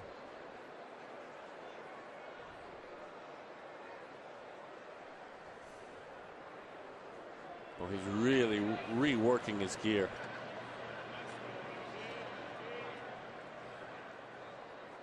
I think he bought himself some Some new leather string with that contract. Well, usually you give that over to the trainer. Let the trainer do something. It's awesome to see a player. A little surgeon. So all you young little leaguers that, you know, you break your glove. Miguel Montero will tell you, don't ask mom and dad for a new one. Ask mom and dad for some leather string and some ingenuity. And a little time on your hands. He's just watching a ball game. You young little leaguers watching right now, you can go grab your glove and work on it while you watch the game tonight. No school tomorrow. You can stay up with us. You hear me in the background, Mom? They can stay up easy. You're 3-1 to count. You're going to be in trouble. I mean, seriously. They worked hard all year. You're going to ask them to go to bed at 8:30? Not tonight.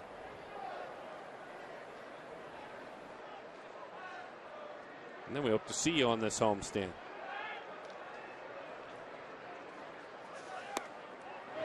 Henry eats it. It's ball 4. That's why. And so LeMahieu draws himself a walk. A little bit of a pitch around there for pitcher Christian Friedrich. Yeah, it was almost an intentional walk, pitch around him to get to the pitcher. But, you know, when you do that, then you've got to make the pitchers or the pitches to get the pitcher.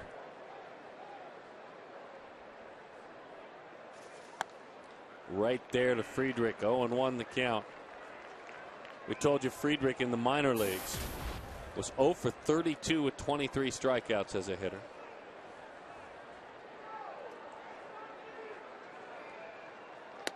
Oh, you bet.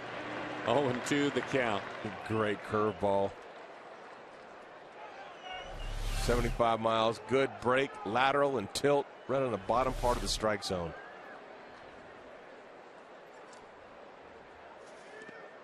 The Ohio Valley Conference Pitcher of the Year in 2008 at Eastern Kentucky. First ever Eastern Kentucky ball player drafted in the first round.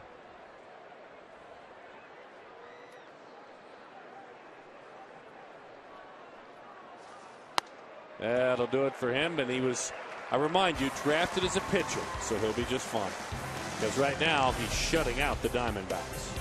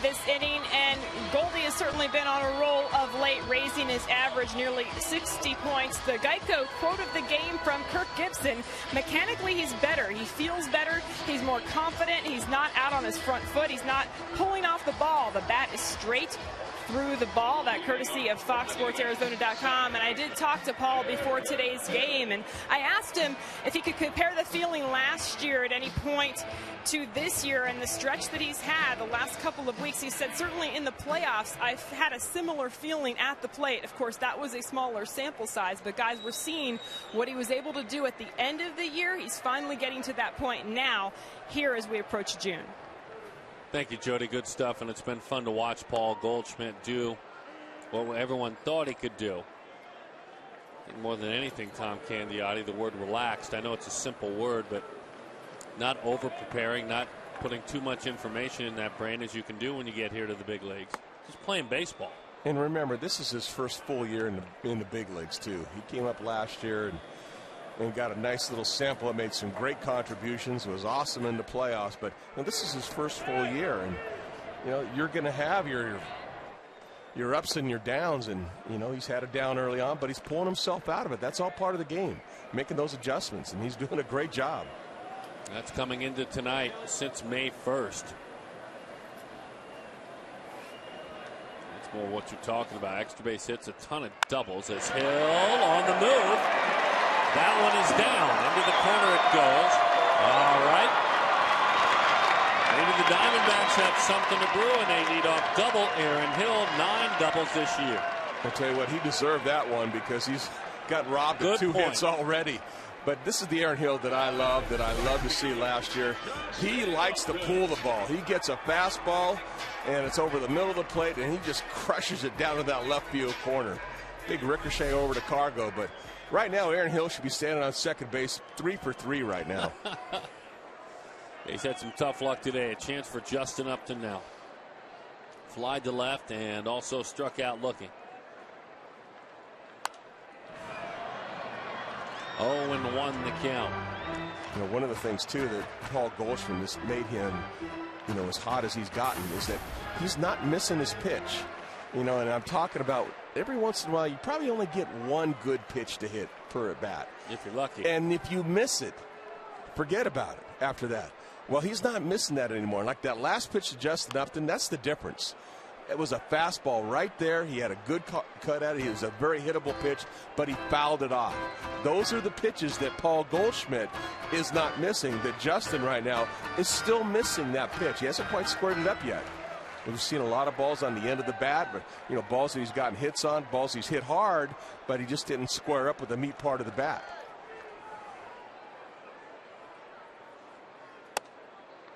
Pitch is high to Upton, 1-2 the count. And once you miss that pitch, now all of a sudden the pitcher's going to finagle, finesse you a little outside, cut it inside, drop the little curveball on you. He's going to try to get you to chase. And that's why it's important. When you get that pitch to hit, don't miss it. Breaking ball fouled it off. All quiet in the Diamondbacks bullpen. And for Joe Saunders, even though he's given up the 4 runs, Joe knows the new edict that has been sent out by Kirk Gibson, and Gibson made it clear yesterday to Cahill and to all of them, I want you going 8. So pretty much everything below 8's unacceptable. Yeah, starters want to go. When you see one guy go, it gets contagious. It's like hitting. 1-2 the count. And there's another pitch right there. Those are the pitches you're talking about. You got a good hitter with the caliber of Justin. Right there, and he just missed it. Now this is earlier in the at bat. Look at the pitch. Fastball, center cut right there. A great swing by Justin, but just fouled it off. See, those, when you're going good, you don't miss those pitches.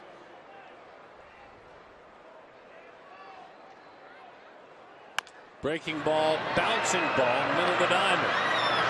Nice play. Upton on a ground out to second base. Gets that runner to third.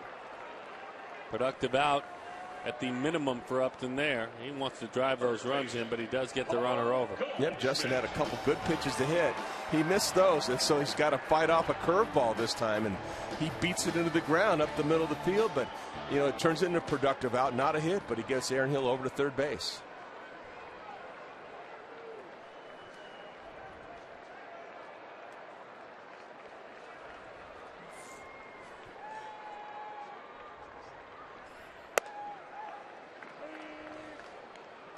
Goldie's really fun to watch because they've been pounding him inside, and he just hasn't been able to catch the ball out front. Well, finally, after all that work, he starts catching the ball out front, cheats a little bit, getting to the inside fastball, and he pulls some balls. So then they start going away with him, sure. And that's where his strength is. His strength is middle away, hitting the ball the opposite way, and that's why he went opposite field yesterday over that the fence at Petco Park, which is not easy to do.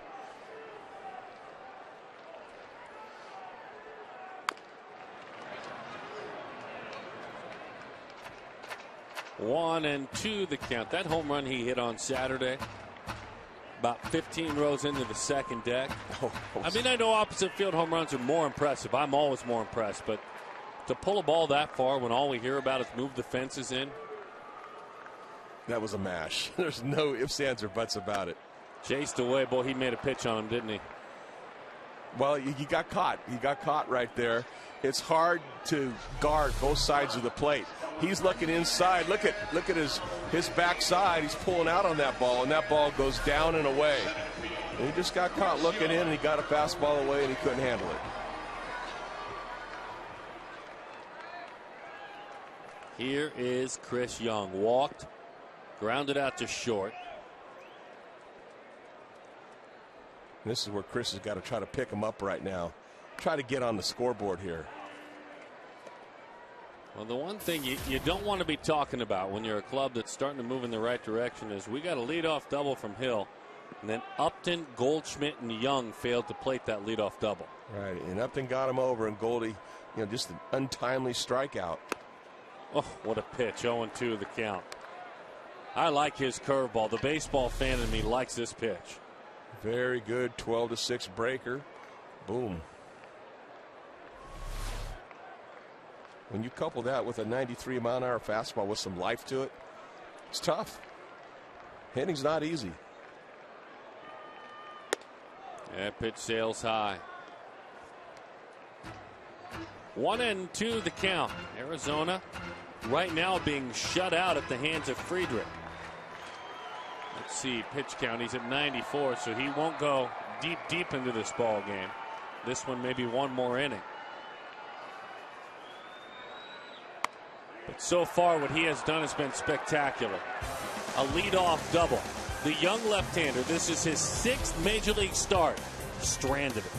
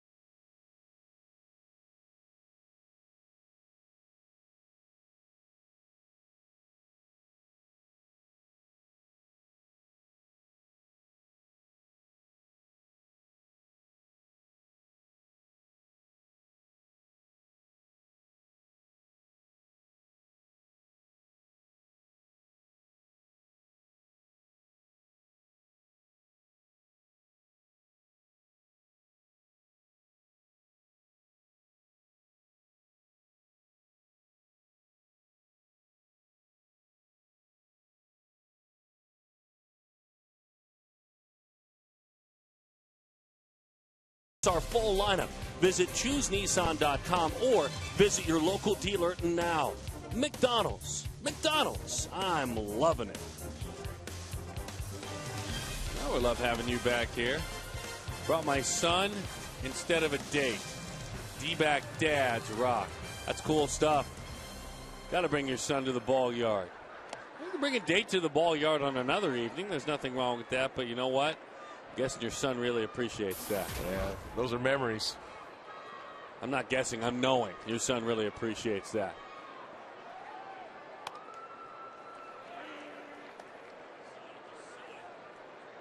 One and one the count. Rockies lead it 4-0. This is a real big inning right now for Joe Saunders. 4th time through the order. Here you are in the 7th inning. You know he wants to get through 7. Follow suit with the way the other starters have thrown. High fly ball, and there Chris Young puts his counterpart away. Continue your thought, Candyman. You know, once you see this, the way everything, and really, Joe, you could have made mention that he might have started the streak that the starters are on. He went, what, 5+ innings, only give up a run. You know, so they've gone through the rotation. Guys getting deep in the game. Ian getting deep in the game. Hudson, Cahill, I mean, Miley, they're all pitching the ball very well. So this would be a little mini victory for him to get through the 7th inning and put up another 0 here. Hey, keep on keeping on.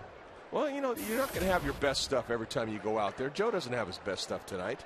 You know, but he's out there battling, and he's really been victimized by a couple of hard hit balls. Well, Ryan Roberts playing in as if Scudero might drop down a bunt base hit, and that ball rocketed right by him. So respecting the bunt ability of Scudero, not quite sure how often he does it. But this one, I don't know if Roberts is back if he even catches this one. Hits that ball pretty hard. Ryan up there, even with the bag, dives, going to his right there, but just can't come up with it. Carlos Gonzalez. Single. He's also flied to right and grounded out.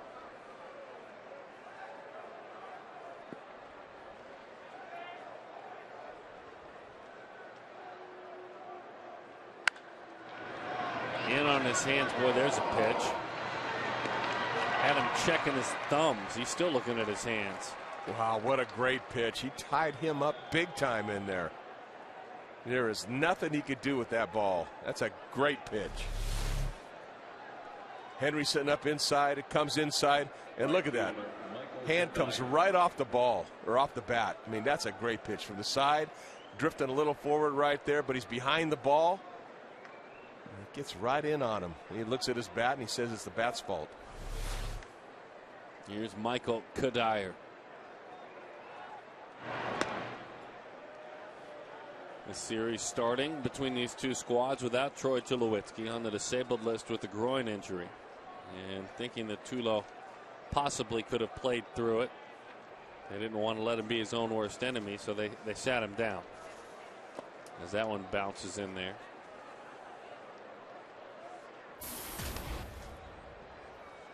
More responsibility for the likes of Michael Kadire. I think the impressive thing about Kadire's numbers, 37 RBIs.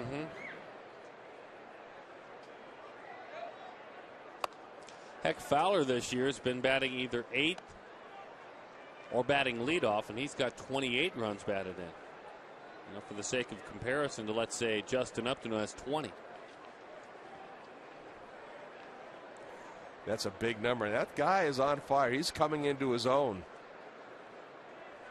That combination of power and speed.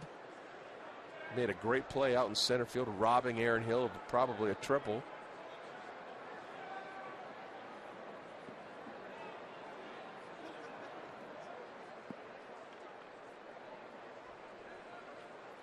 Two 2-0 the count. Bouncing ball, really can't get there. It's a base hit.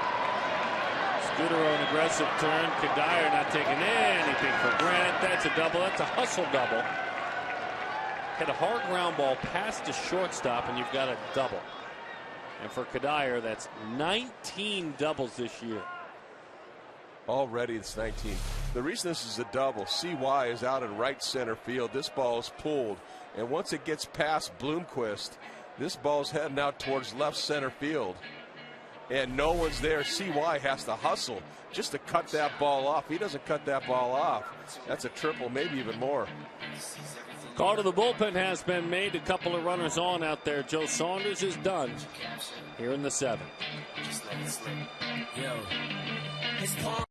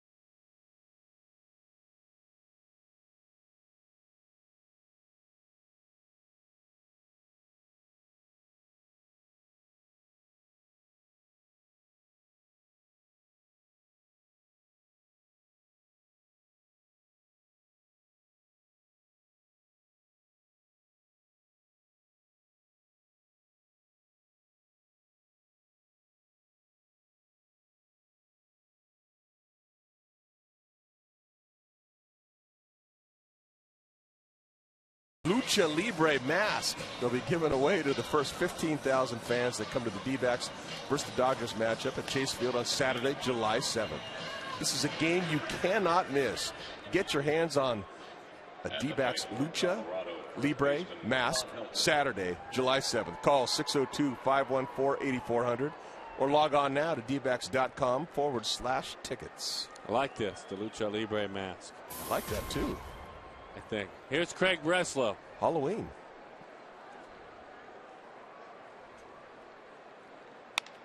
Out front, Todd Helton, the veteran, gets the veteran, and Helton is erased.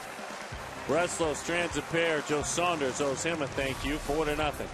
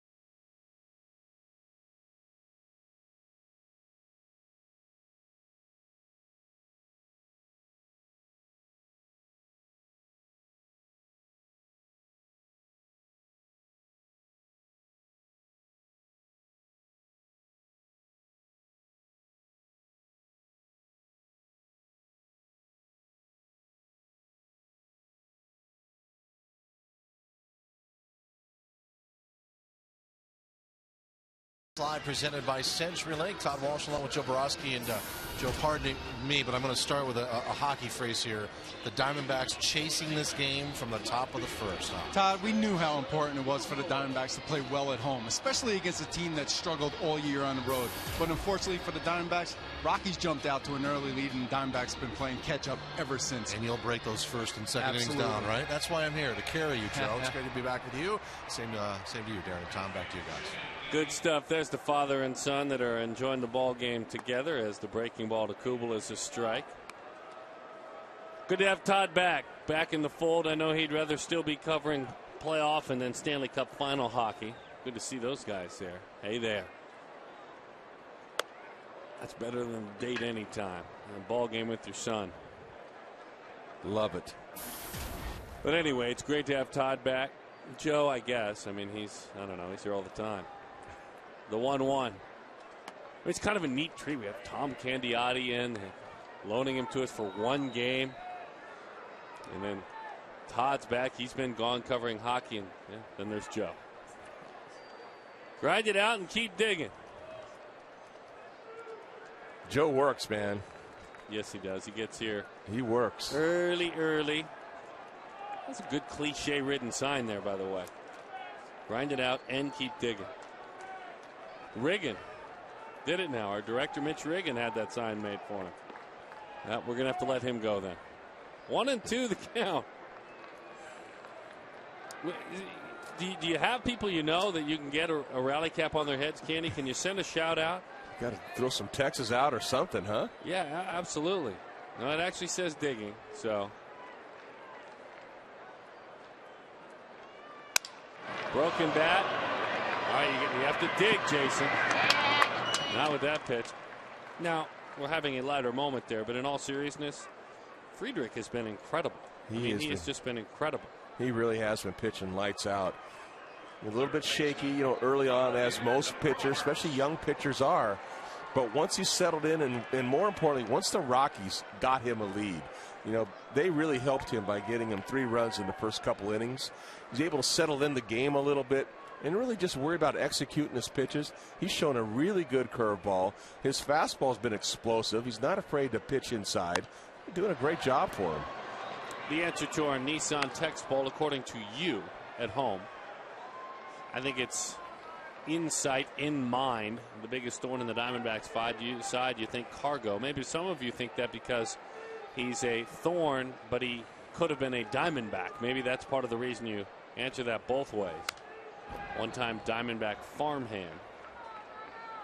What of a huge package traded away for Dan Heron. Then later on traded for Matt Holliday, right? Yes.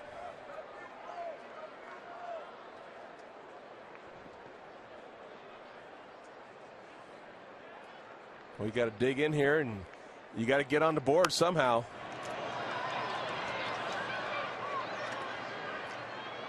Pitch totals over 100 now. You get a couple guys on base, maybe even only one guy on base. You get him out of the game. You get in that Rockies bullpen.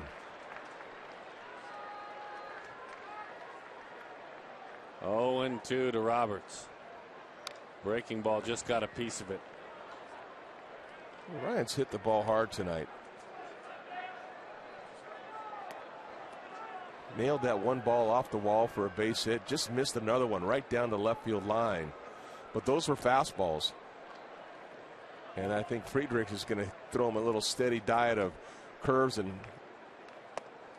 like that one there. See if he'll chase after it. 0-2. He wants to keep this ball down and out of the zone. The important thing about that pitch for a pitcher to throw there is to make sure the ball crosses that hitting zone at some point. He's got pretty mechanics, doesn't he? How he gets over that right knee. Good extension, good follow through. You see that left hand get over the other side of that right knee. Yeah, he's not overthrowing, and that's really important for young kids. Uses his lower body extremely well. And that makes that pitch that much more effective. Tell us about this here, Candy. Well, you watch his mechanics, the way he starts, the turn here, he stays closed, the front shoulder. You see the numbers on the back and the name. Over the top delivery, but see how he's on his front leg right there? He's not falling off the pitch. He doesn't give up on the pitch. He keeps good balance all the way through, and that gets him in good fielding position.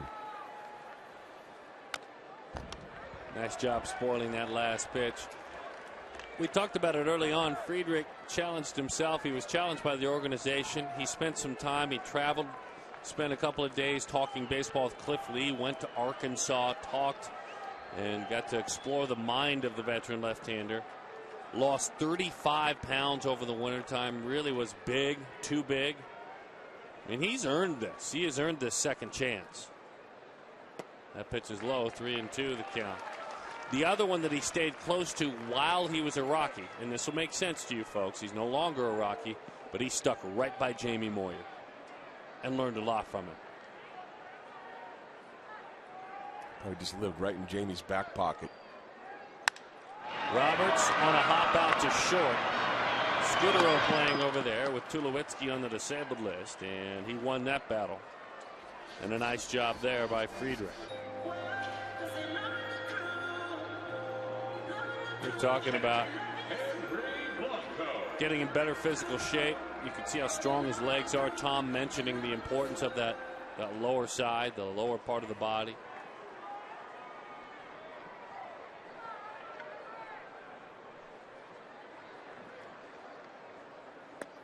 At 24-2, 23.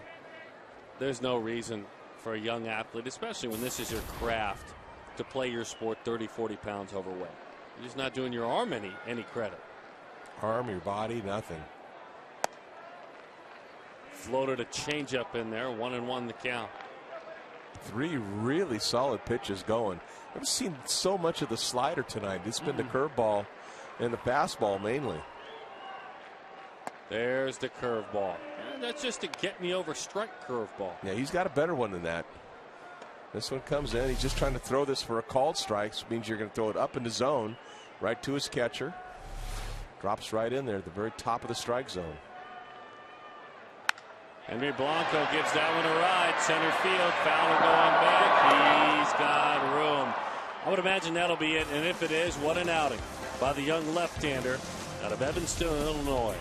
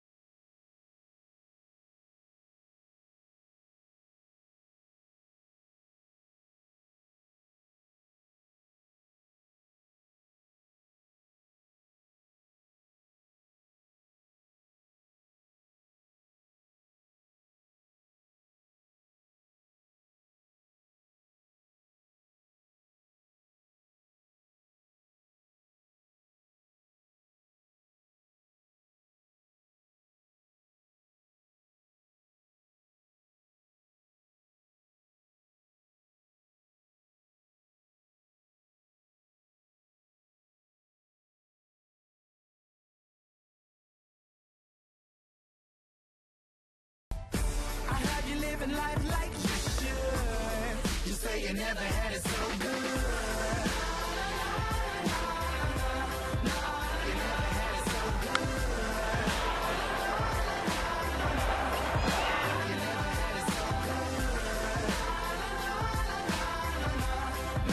never had it so good.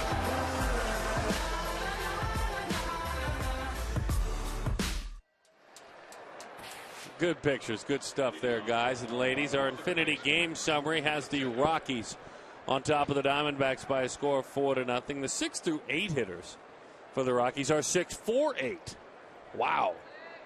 Couple of RBIs, couple of runs, and a walk. 6 through 8, 6-4-8. What'd you think of Christian Friedrich? Boy, what can you think of him? I mean, what a tremendous outing that he's had. You know, tonight, I mean, he has not given up any runs. He's only given up 4 hits. The quality of his pitches have been unbelievable. Great curveball. He's mixing a changeup enough. His fastball has been electric. A lot of life to it. I mean, there's not much to see wrong with that kid. Ziegler's had a great year. 26 appearances, an ERA of around 2. Don't worry about the strikeouts. He's a ground ball pitcher. And there's your ground ball. Is there a man there to make the play? Ryan Roberts makes that play, the Diamondbacks' third baseman. Coming on across and getting Jordan Pacheco. That was a very nice play by Ryan Robertson. A lot more difficult than it looked. He comes charging in from third base. The only guy that can really make this play in the slow hopper comes in, fields that ball out in front of him, which is a key, not into him. And that way he's able to make a nice transfer and get the nice throw over to first base. You know, we were talking to longtime Major League shortstop and certainly a friend of this show, Sean Dunston, who's part of the staff, of the infield staff, the coaching staff, in a casual manner with the San Francisco Giants. And I think what Sean battled, Ryan's battling in shorter spurts this year. Sean said, look, if you gave me a ground ball and gave me plenty of time to think about it, I'd get myself in trouble. But if you made it a real tough play, had me throwing off balance, I was just fine. Ryan didn't have a chance to think about that play. I mean, it was a do or die play. He either made it or he didn't. He didn't have a chance. Yeah, there's something to be said for that. And remember the days of Sean Dunston is, you're right, when he got the ball, if he had too much time, he would wind up and he would just throw a rocket. And it might be 18 rows up in the bleachers. But you see him make some unbelievable plays behind second base, or it's particularly that hole between third and short where he'd plant and just throw a rocket across the infield. Good looking breaking ball freezes him here. It's that frisbee slider right where Henry wanted it. When you're hitting against a sinker ball pitcher like that, when you go up there, that ball looks like a wiffle ball. It's there, it's down, and on TV, that slider looks flat. But when you're up there, it looks like it's almost rising to you. Very difficult. Switched during his minor league career, Ziegler. Used to throw like everybody else, 3/4. Actually had a couple of good years, and they approached him. They said, look, we'd like you to switch things up, go to instructional league, work on it. Lower your arm angle, we'll work with you on how to do it. Longtime major leaguer Ron Romanek was his pitching coordinator. Talk about a leap of faith.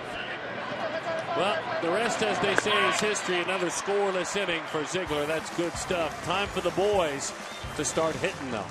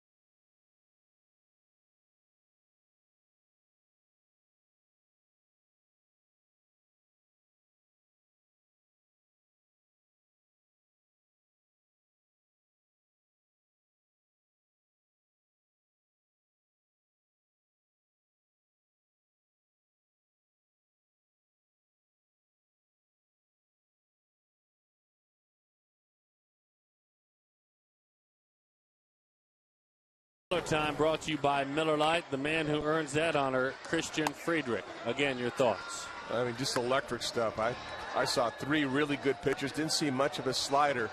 Great mechanics. Followed through on his pitches. Hit his spots.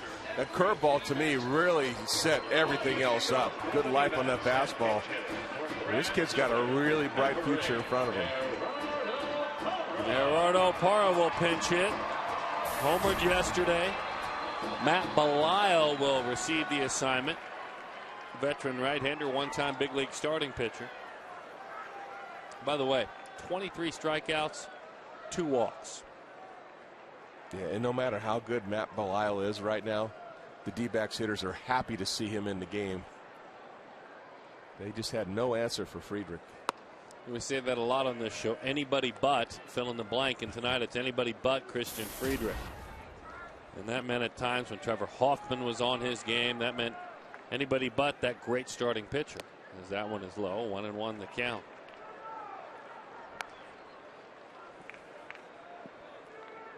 Parra 2 for 15 on the road trip with a homer. Shoots that one the other way.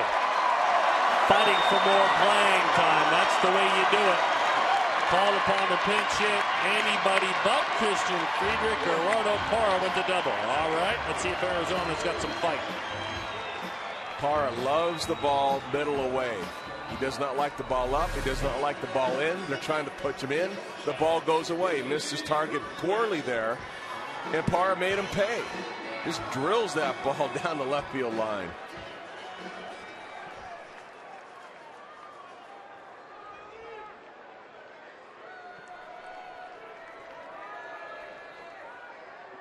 Let's see if they can piece a couple of those together here. Daniel Hudson trying to pull him in a la Spider-Man. Get him into the dugout. To the right side, a hanging breaking ball. 0-1 the count.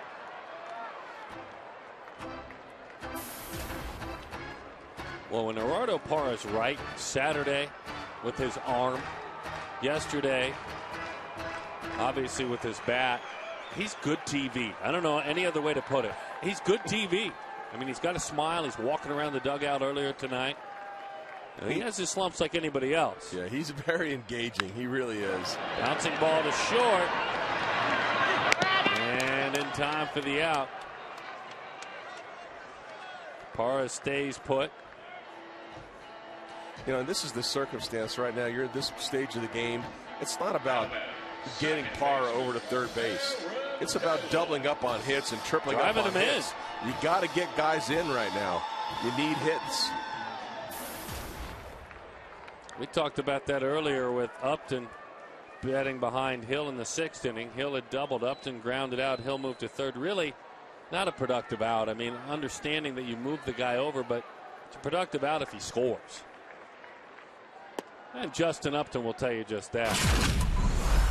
In the 1st inning, Dexter Fowler taking away extra bases from Aaron Hill, our Chaz Roberts air conditioning cool play. Getting hot out there. Give Chaz Roberts a call before it's too late. That one's inside. 2-0 the count.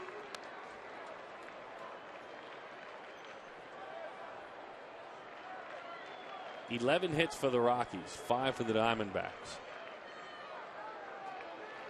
I know one thing, Aaron Hill should have 2 more than what he has.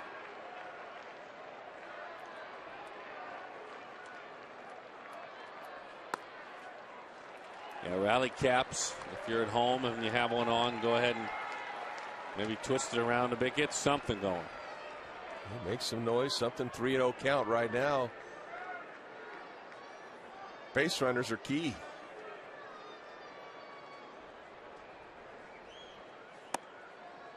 Rockies bullpen last 2+ weeks has been good.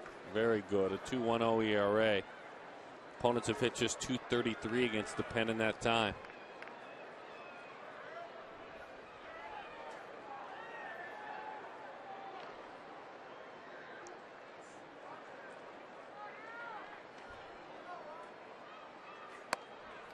Outside, ball 4. Another chance for Upton.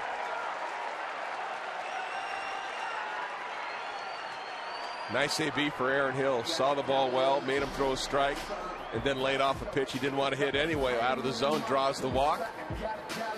And you're setting the table right now for your power hitter, your number 3 hitter, Justin Upton.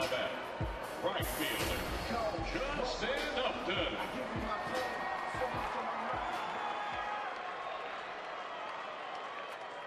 Oh for 3 tonight.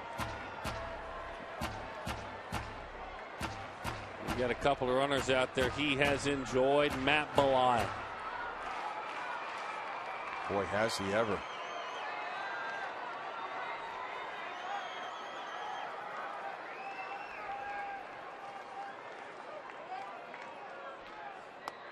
Oh, breaking ball, 0-1 the count. Good take by Justin. Don't want to hit that pitch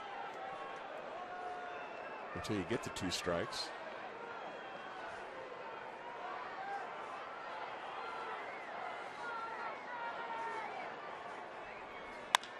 Bouncing ball to short. There's one, and that's all they'll get. Upton topped the pitch down and away, tried to pull it, so reaches on the fielder's choice. Upton is 0 for 4 tonight. Aaron Hill is erased. Parra moves up to third. Well, can you lean on Paul some more? You're going to have to. No choice. You have to.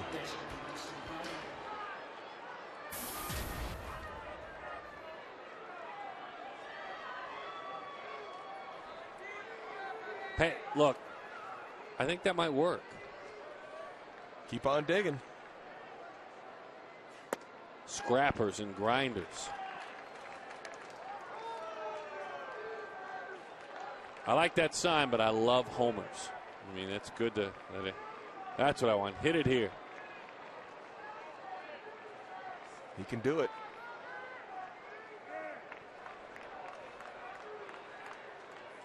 The A's have put up a bunch of runs. They're beating Texas 10-0. We'll see the A's this weekend.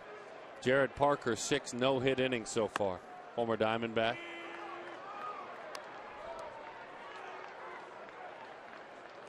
I think Manny Ramirez could be here this weekend. One can only hope. 1-1 the count, and I actually mean that.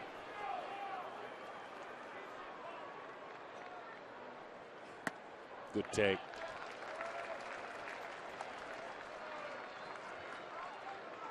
Working the count right now in his favor. He's seen 3 pitches.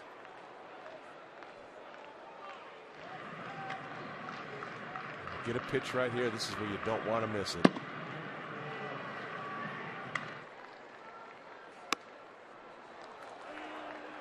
Painted him. 94-mile-an-hour fastball on the outside part. Got a battle right now. Good pitch.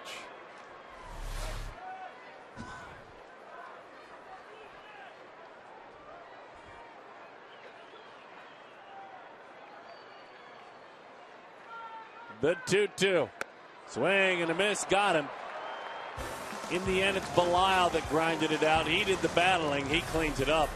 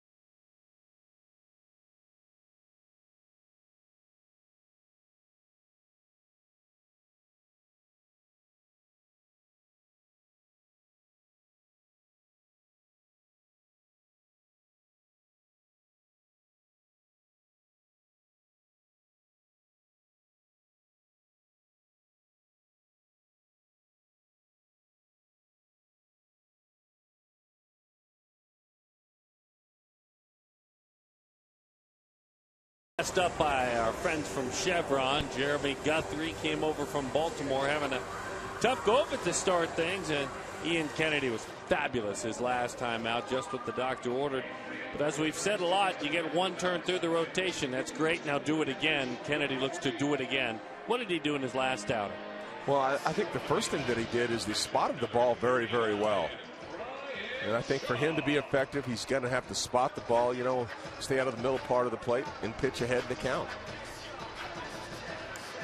Brian Shaw goes to work.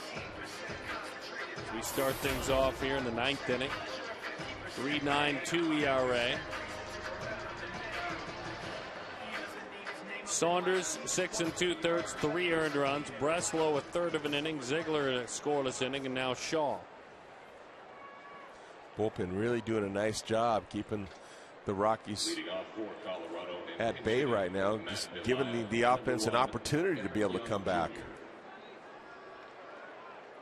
Eric Young Jr. receives the assignment. Super utility player, pinch hitter, pinch runner. Diamondbacks continue to lead the league in love.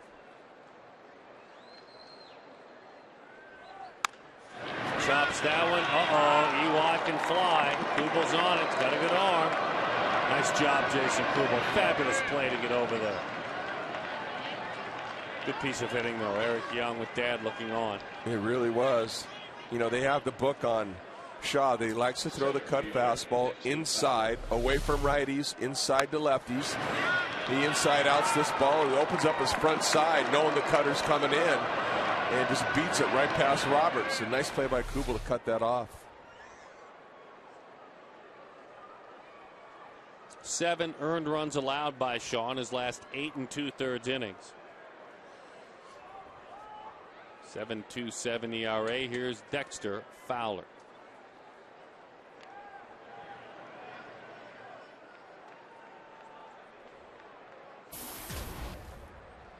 By the way, that's a 4-game hitting streak for Eric Young Jr.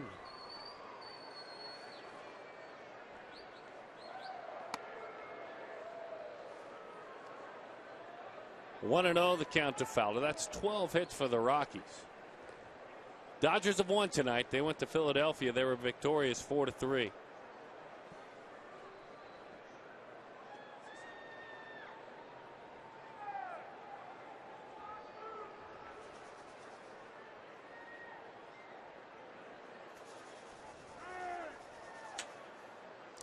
Obviously taking so much time because of Young, right? It has to be.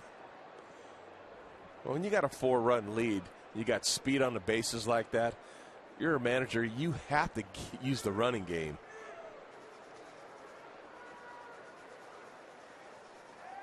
Yeah, he's gotten inside of the head. Young has, a perennial base stealer.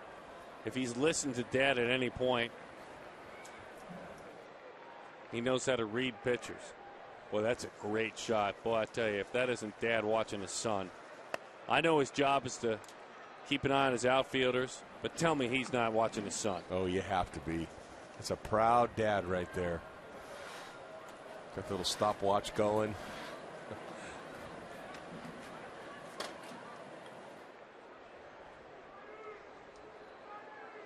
Kind of bittersweet. His club is struggling tonight, but his boy just got a hit.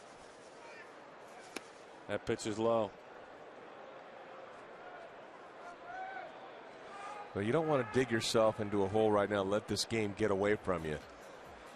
You give up a base hit, and then maybe a little bit too much attention towards the base runner at first base. You fall behind 3-0 right now, and you got to come back.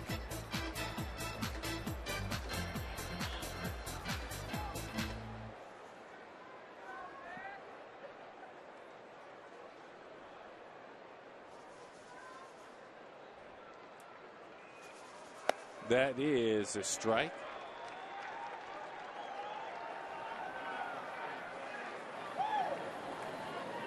We haven't seen Shaw throw too many other pitches. He's got a really good curveball, but he likes to get away from it. He almost becomes too cutter happy. Runner goes, and that one is fouled off, and that can be a dangerous thing to do.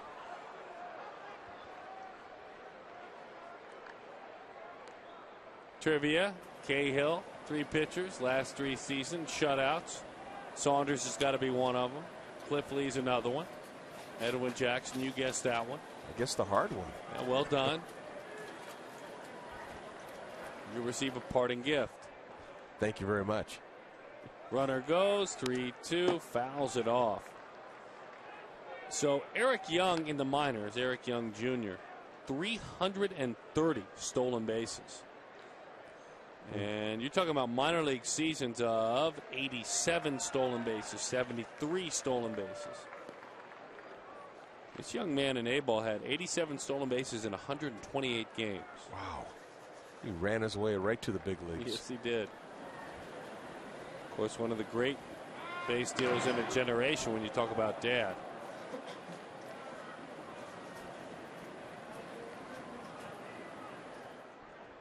Hiding outside of our shot now. This is just where you put your head down and not watch as a dad.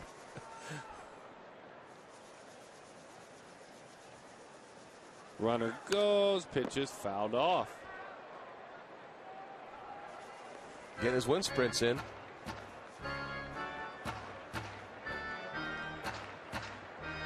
That's in his career. He's been just fine in the big leagues as well.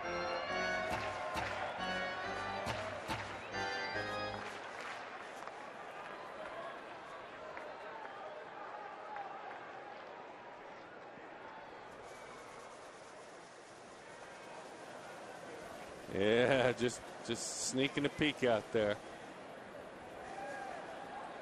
Dad, of course, looking on with a major league career of 543 runs batted in, 79 home runs, but he was known for the stolen bases, nearly 500. Runner goes to the left side, pretty well struck. Cool ball racing, still going, and it's a foul ball. I will do it again. He had Dad 465 career stolen bases. He's got him. His speed really is what's kept Junior in the big leagues, right? It really has. You know, there's a lot of teams that are looking for that kind of guy to be a pinch runner. You know, a left-handed bat also, but being able to have a guy on the bench like that you can put into a game and inject him in a situation where you need to get a stolen base, it's a pretty big asset to have.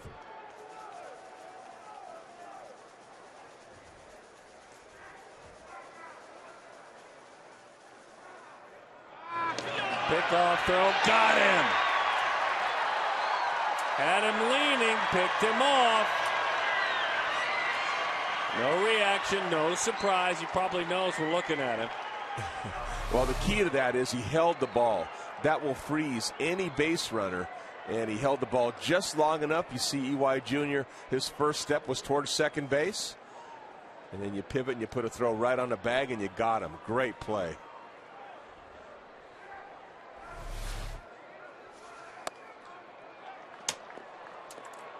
And he turns around and he walks Fowler. If you're hitting the road, take Fox Sports Arizona's coverage of the Diamondbacks with you this season. It's MLB.tv to see every Diamondbacks out-of-market game live online on your favorite devices in HD quality. Visit dbacks.com to order and get more details. Or you can watch the A's against Texas right here, like we are on our devices in the booth. 7 innings, is that right? 7 innings of no-hit ball for Jared Parker. 7 innings against Texas. Boy, a different kind of guy on your bench there when you go from the speedy Eric Young to the not so speedy but the perennial power hitter in Jason Giambi. Well, they got a little sock too.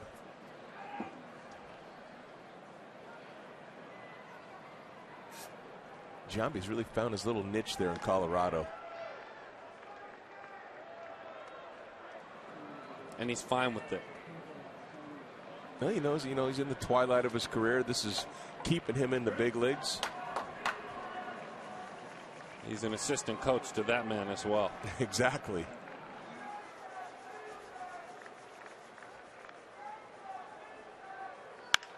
To the right side. Hill with the dive. Oh, my goodness. He got the lead runner and Fowler.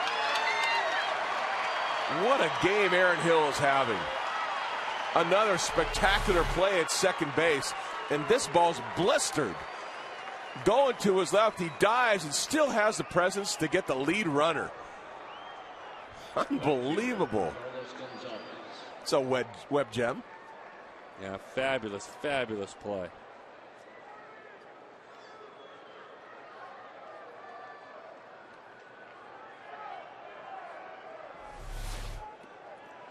He's had a couple of base hits taken away by fine defensive plays. He probably enjoyed doing that back at him. There's no question about it. Loved it. Cut fastball, a strike.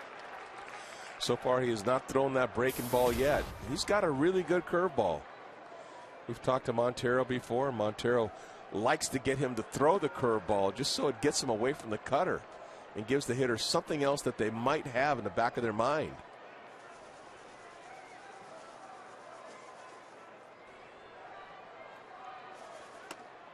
That cut fastball runs in. 1 ball, 1 strike to count on Carlos Gonzalez. Jim Tracy, his manager, saying before the game he has had 1 miss swing, 1 big miss swing in an RBI situation in the last 3 weeks.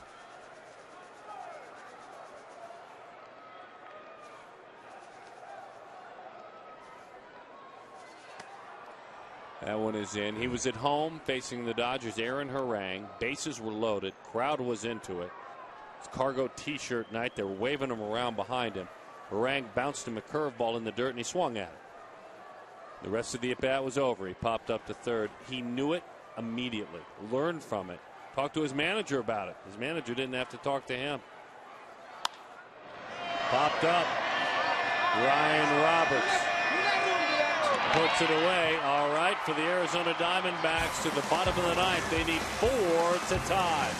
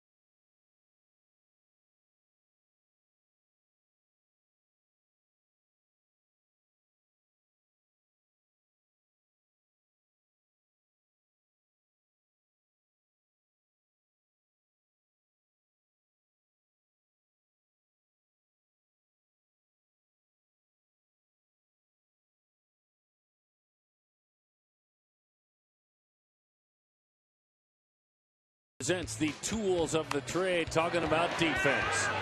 Aaron Hill has been there, doing it right all night long, and this is stunning.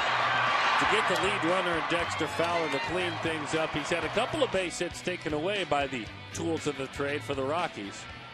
But Aaron Hill, Ram Trucks TV, glad to have Aaron doing his thing tonight. We're talking about Jared Parker, former Diamondback, traded for Trevor Cahill in a large package over the winter.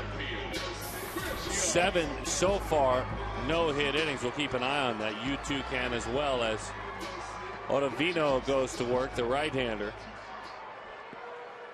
Adam has been fabulous in 11 appearances, a .75 ERA. Sweeping breaking ball. 1-0 the count. But Parker's thrown 107 pitches up there, so coming back from surgery, had it a couple of seasons ago. We'll see what they do. Bob Melvin's got some decisions to make. 1-1 the count. And a tough one there is you got a pitcher that's had some arm problems in the past, but when you got a no-hitter going and you're the Oakland A's right now, you got to let him go. I'm sorry. Breaking ball and a strike. And for the D-backs, get it going. Let's go. Get some base runners. Got to get the party started. That one misses outside. In that game, by the way, the struggling Brandon Inge was struggling as a Tiger. Hit his 6th home run. He's got 4 RBIs. He's hit 2 grand slams and homer tonight for Oakland.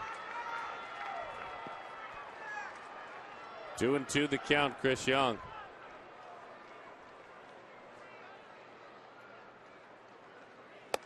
Got him. Well, he's shown that little spinner away, and then that fastball so effective after that. And this ball just exploded up there. You got to be ready for the ball breaking away, but this ball took up and in, and CY just trying to get a piece of it to keep himself alive, but he just couldn't do it.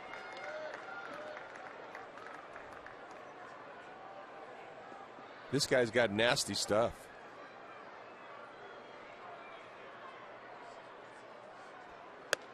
Pitch misses away. 1-0 the count.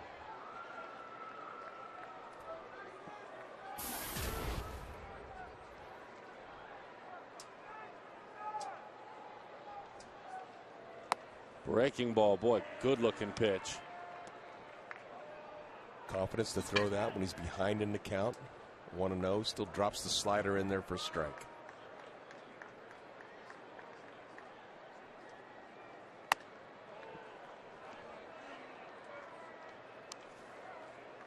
Two and one the count.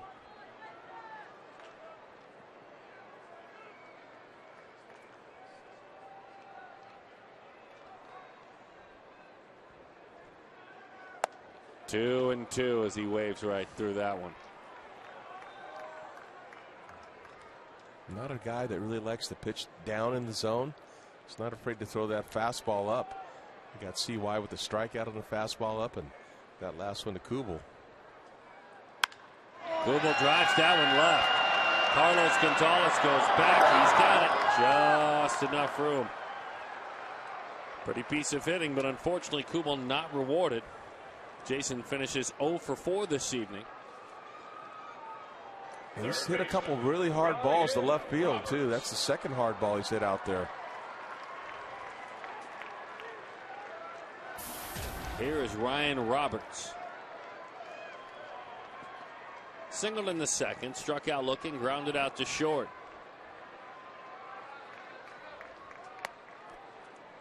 Breaking ball freezes him. 0-1 the count.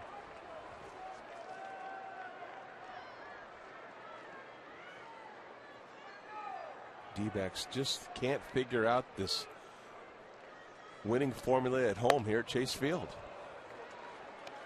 0-2 the count.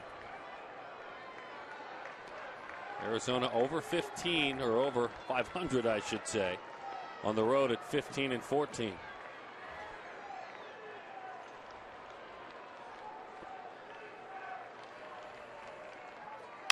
Roberts to the right side. There's the base hit. So Ryan 2 for 4 tonight. Picked on a fastball up. Boy, another nice swing too. Got on top of that fastball, hammered it to right center field. Well, that's really good to see. Ryan Roberts really swinging a hot bat tonight.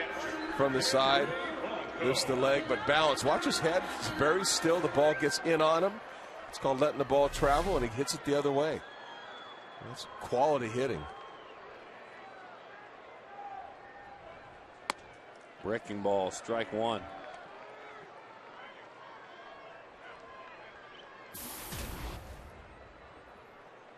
Henry in there for Miguel Montero tonight. Fly to right, grounded to third, and fly to center field. Breaking ball, Henry.